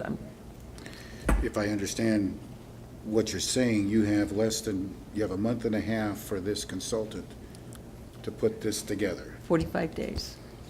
It's we've got the staffing established. We'll determine which, we have two staffing policies. One is more costly than the other. We'll be discussing that in the fire committee and determine which one of those. So we would have our staffing established. And then our equipment, we have an inventory, and we pretty much know the equipment that we will need. As far as what other issues do we have? Oh, the medical EMS, that would have to be determined, and I feel that a professional should do that. These people have all the government contacts. They know the rules and regulations. They would have what our needs are, what we have told them, here's what we would like to have. And it's pretty much, it shouldn't take them more than 45 days to put this together. Let's hope so. Well, that would be the RFP, and I really don't think it would be a problem. I gave it a lot of thought, and I met with Ariel for 2 hours, and we worked out the time frame on it. And if we can get this sent out as soon as it's approved by the council at our December meeting, we will have it back in time to get it approved by the March 2nd, because, Discussion will be the December meeting. yeah, Yeah. so. Okay, good. In Thank you. greater depth than earlier. Good report, Don. Thank you. And we already have identified 5 companies, and I've looked at brochures from a couple of them, so we know they're out there. Councilmember Warren is not here, so we're going to move to Councilmember Zeitz for your reports. I yielded my 3 minutes to Dawn. Mayor Pro Tem Brown. There was no RCA meeting this month, postponed until next month. Nothing to report there. I did, during the course of the month, attend the award celebration for the luncheon for Kids Student of the Month, which is always a joy to do. I did also do the ag tour that Met puts on, where they drive through the from about San Jose down through some of the agricultural communities in South San Joaquin Delta, and it was very informative. The most informative thing, is the water shortages, everybody talking about water. But one thing I asked almost everybody I came across, including 2 Met directors, if we built a dam at Martinez and just diverted all the fresh water south, what's that going to do? And to a person, everyone says it's going to solve the water problem, that there's plenty of transport capability, there's plenty of water, there is no drought, agriculture flourishes, and all it would take is 1/10 of the amount of money that was allocated in the last bond issue to build that dam and divert that water. And all for these stupid little brackish water fish, we're all going through all this nonsense. Now, I honestly asked to try to find some argument against this. There was not one person who could come up with anything other than these stupid little brackish water fish. You know, this is insanity. It's just plain insanity. I don't know, how anybody can live through this. When we're talking drought, when, we're sacrificing our economy, we're sacrificing our lawns, everything else to these stupid little brackish water fish. Anyway, well, anyway, it was absolutely insane. The world baffles me. I'll get off that high horse. The more important, well, an issue that needs to be discussed a little bit is the BLM. Person came to me today, said, where are we on BLM? And I don't think we've been doing much because our attentions have been focused elsewhere. I'd like to, I feel somewhat responsible because I've been not paying a lot of attention either, and obviously we need to keep going on that. The way I see it working is somebody needs to start going to these developer meetings and making some contacts with developers.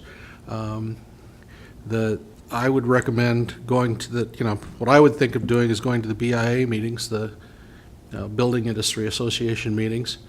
I'll volunteer to go. They usually cost $30-40 to go to, so it's not in the budget, but I think somehow or another we need to be developing those contacts, unless you want to go, Jordan, whomever. Somebody should be going to those BIA meetings, I think.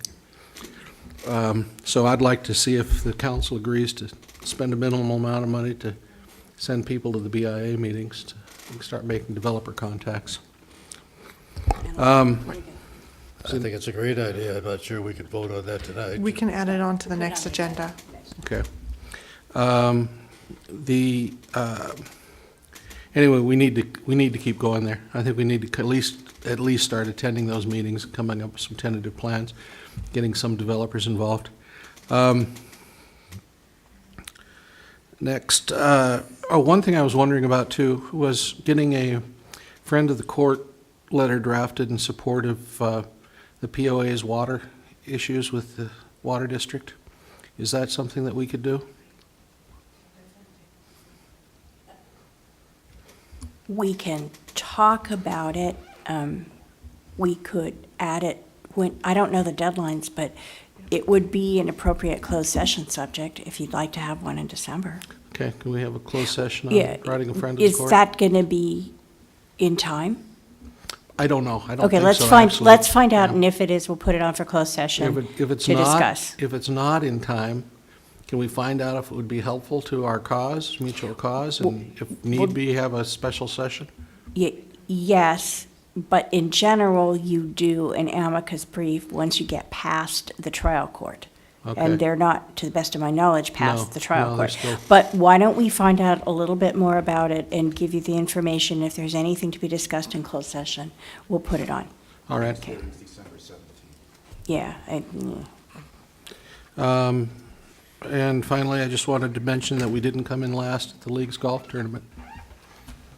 I know I wasn't supposed to say anything, but I think we should be proud. we I'm didn't glad come in you last. covered it. Okay. Well, you didn't say the right thing, though. What's that? Oh, Don got closest to the pin.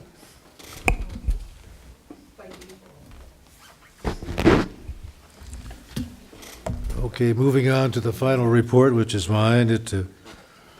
This month I attended 2 SCAG meetings, and another one tomorrow morning, of course. But the Southern California Association of Governments, SCAG, is launching a Go Human, an active transportation safety campaign that encourages everyone to be considerate, follow the rules of the road, that is, find ways to get out of their cars to experience their community and everything in it. The goal of Go Human campaign is to increase the number of people walking, bicycling, and reduce the number of collisions involving them.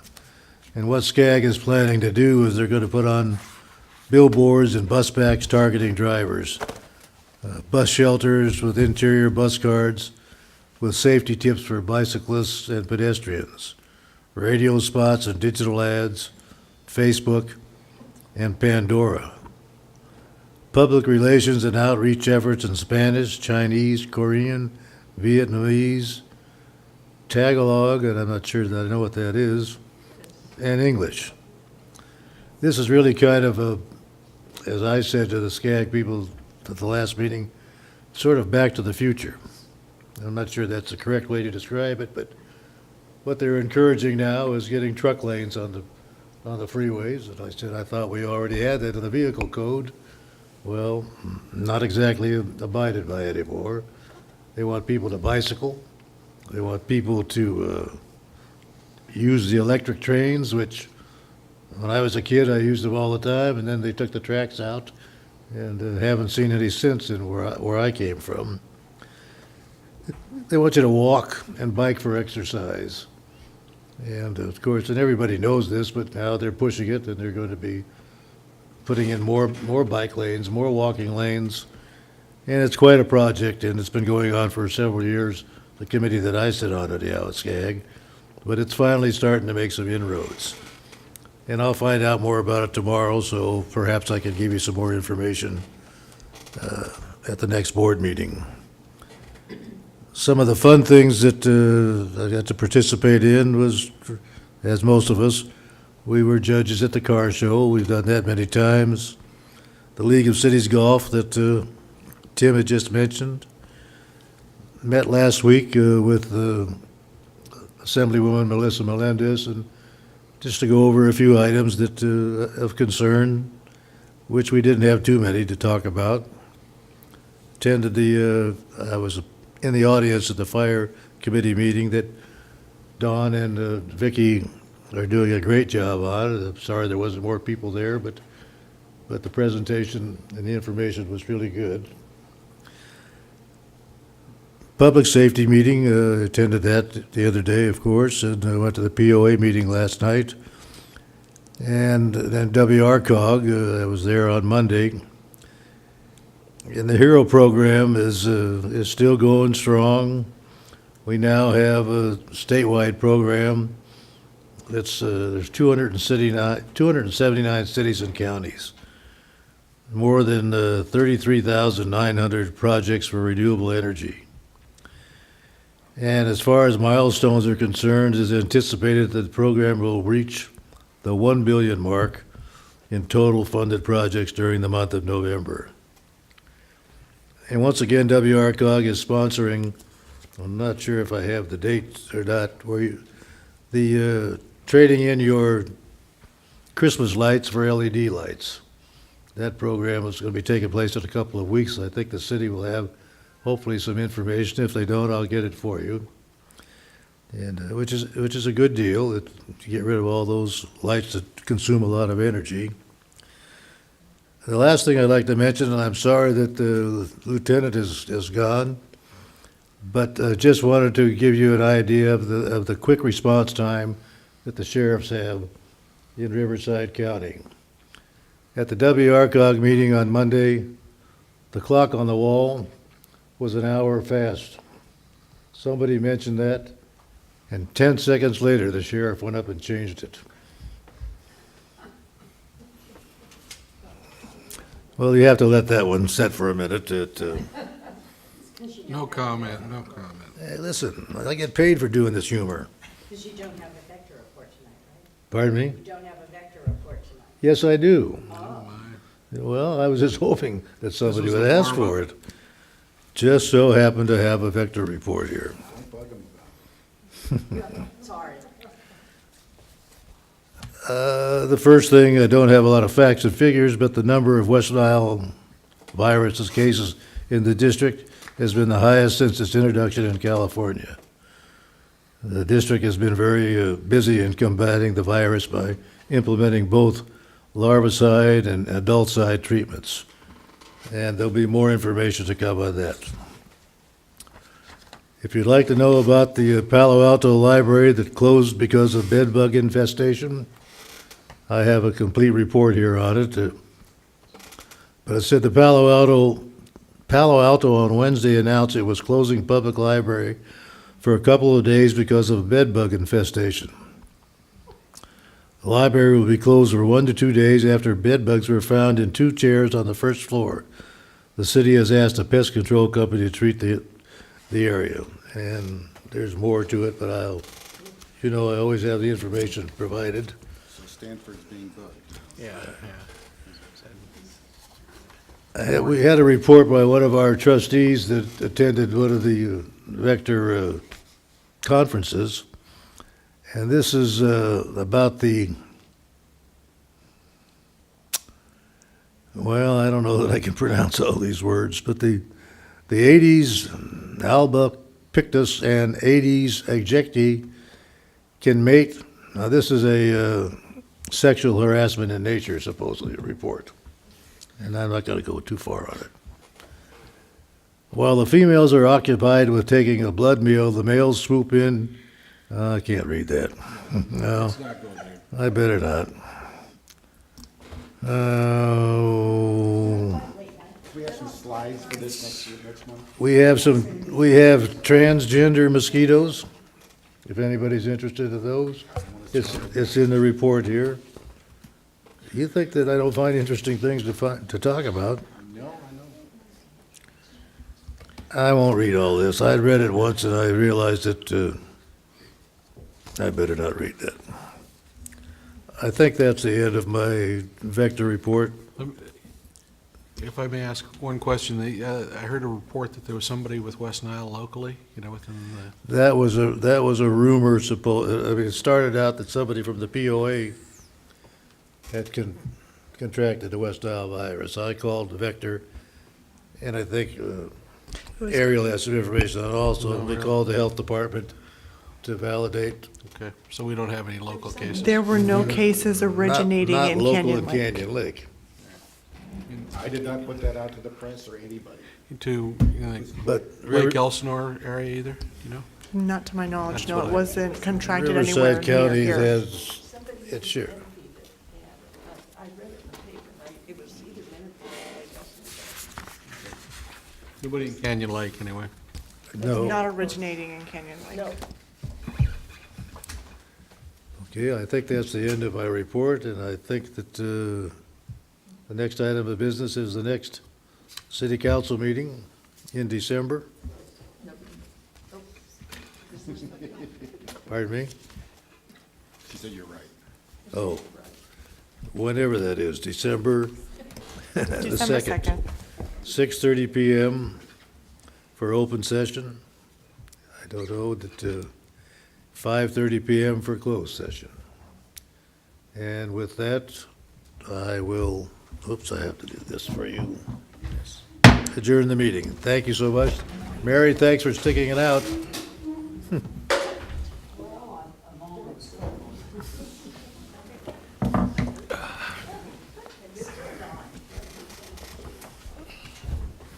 I don't want that.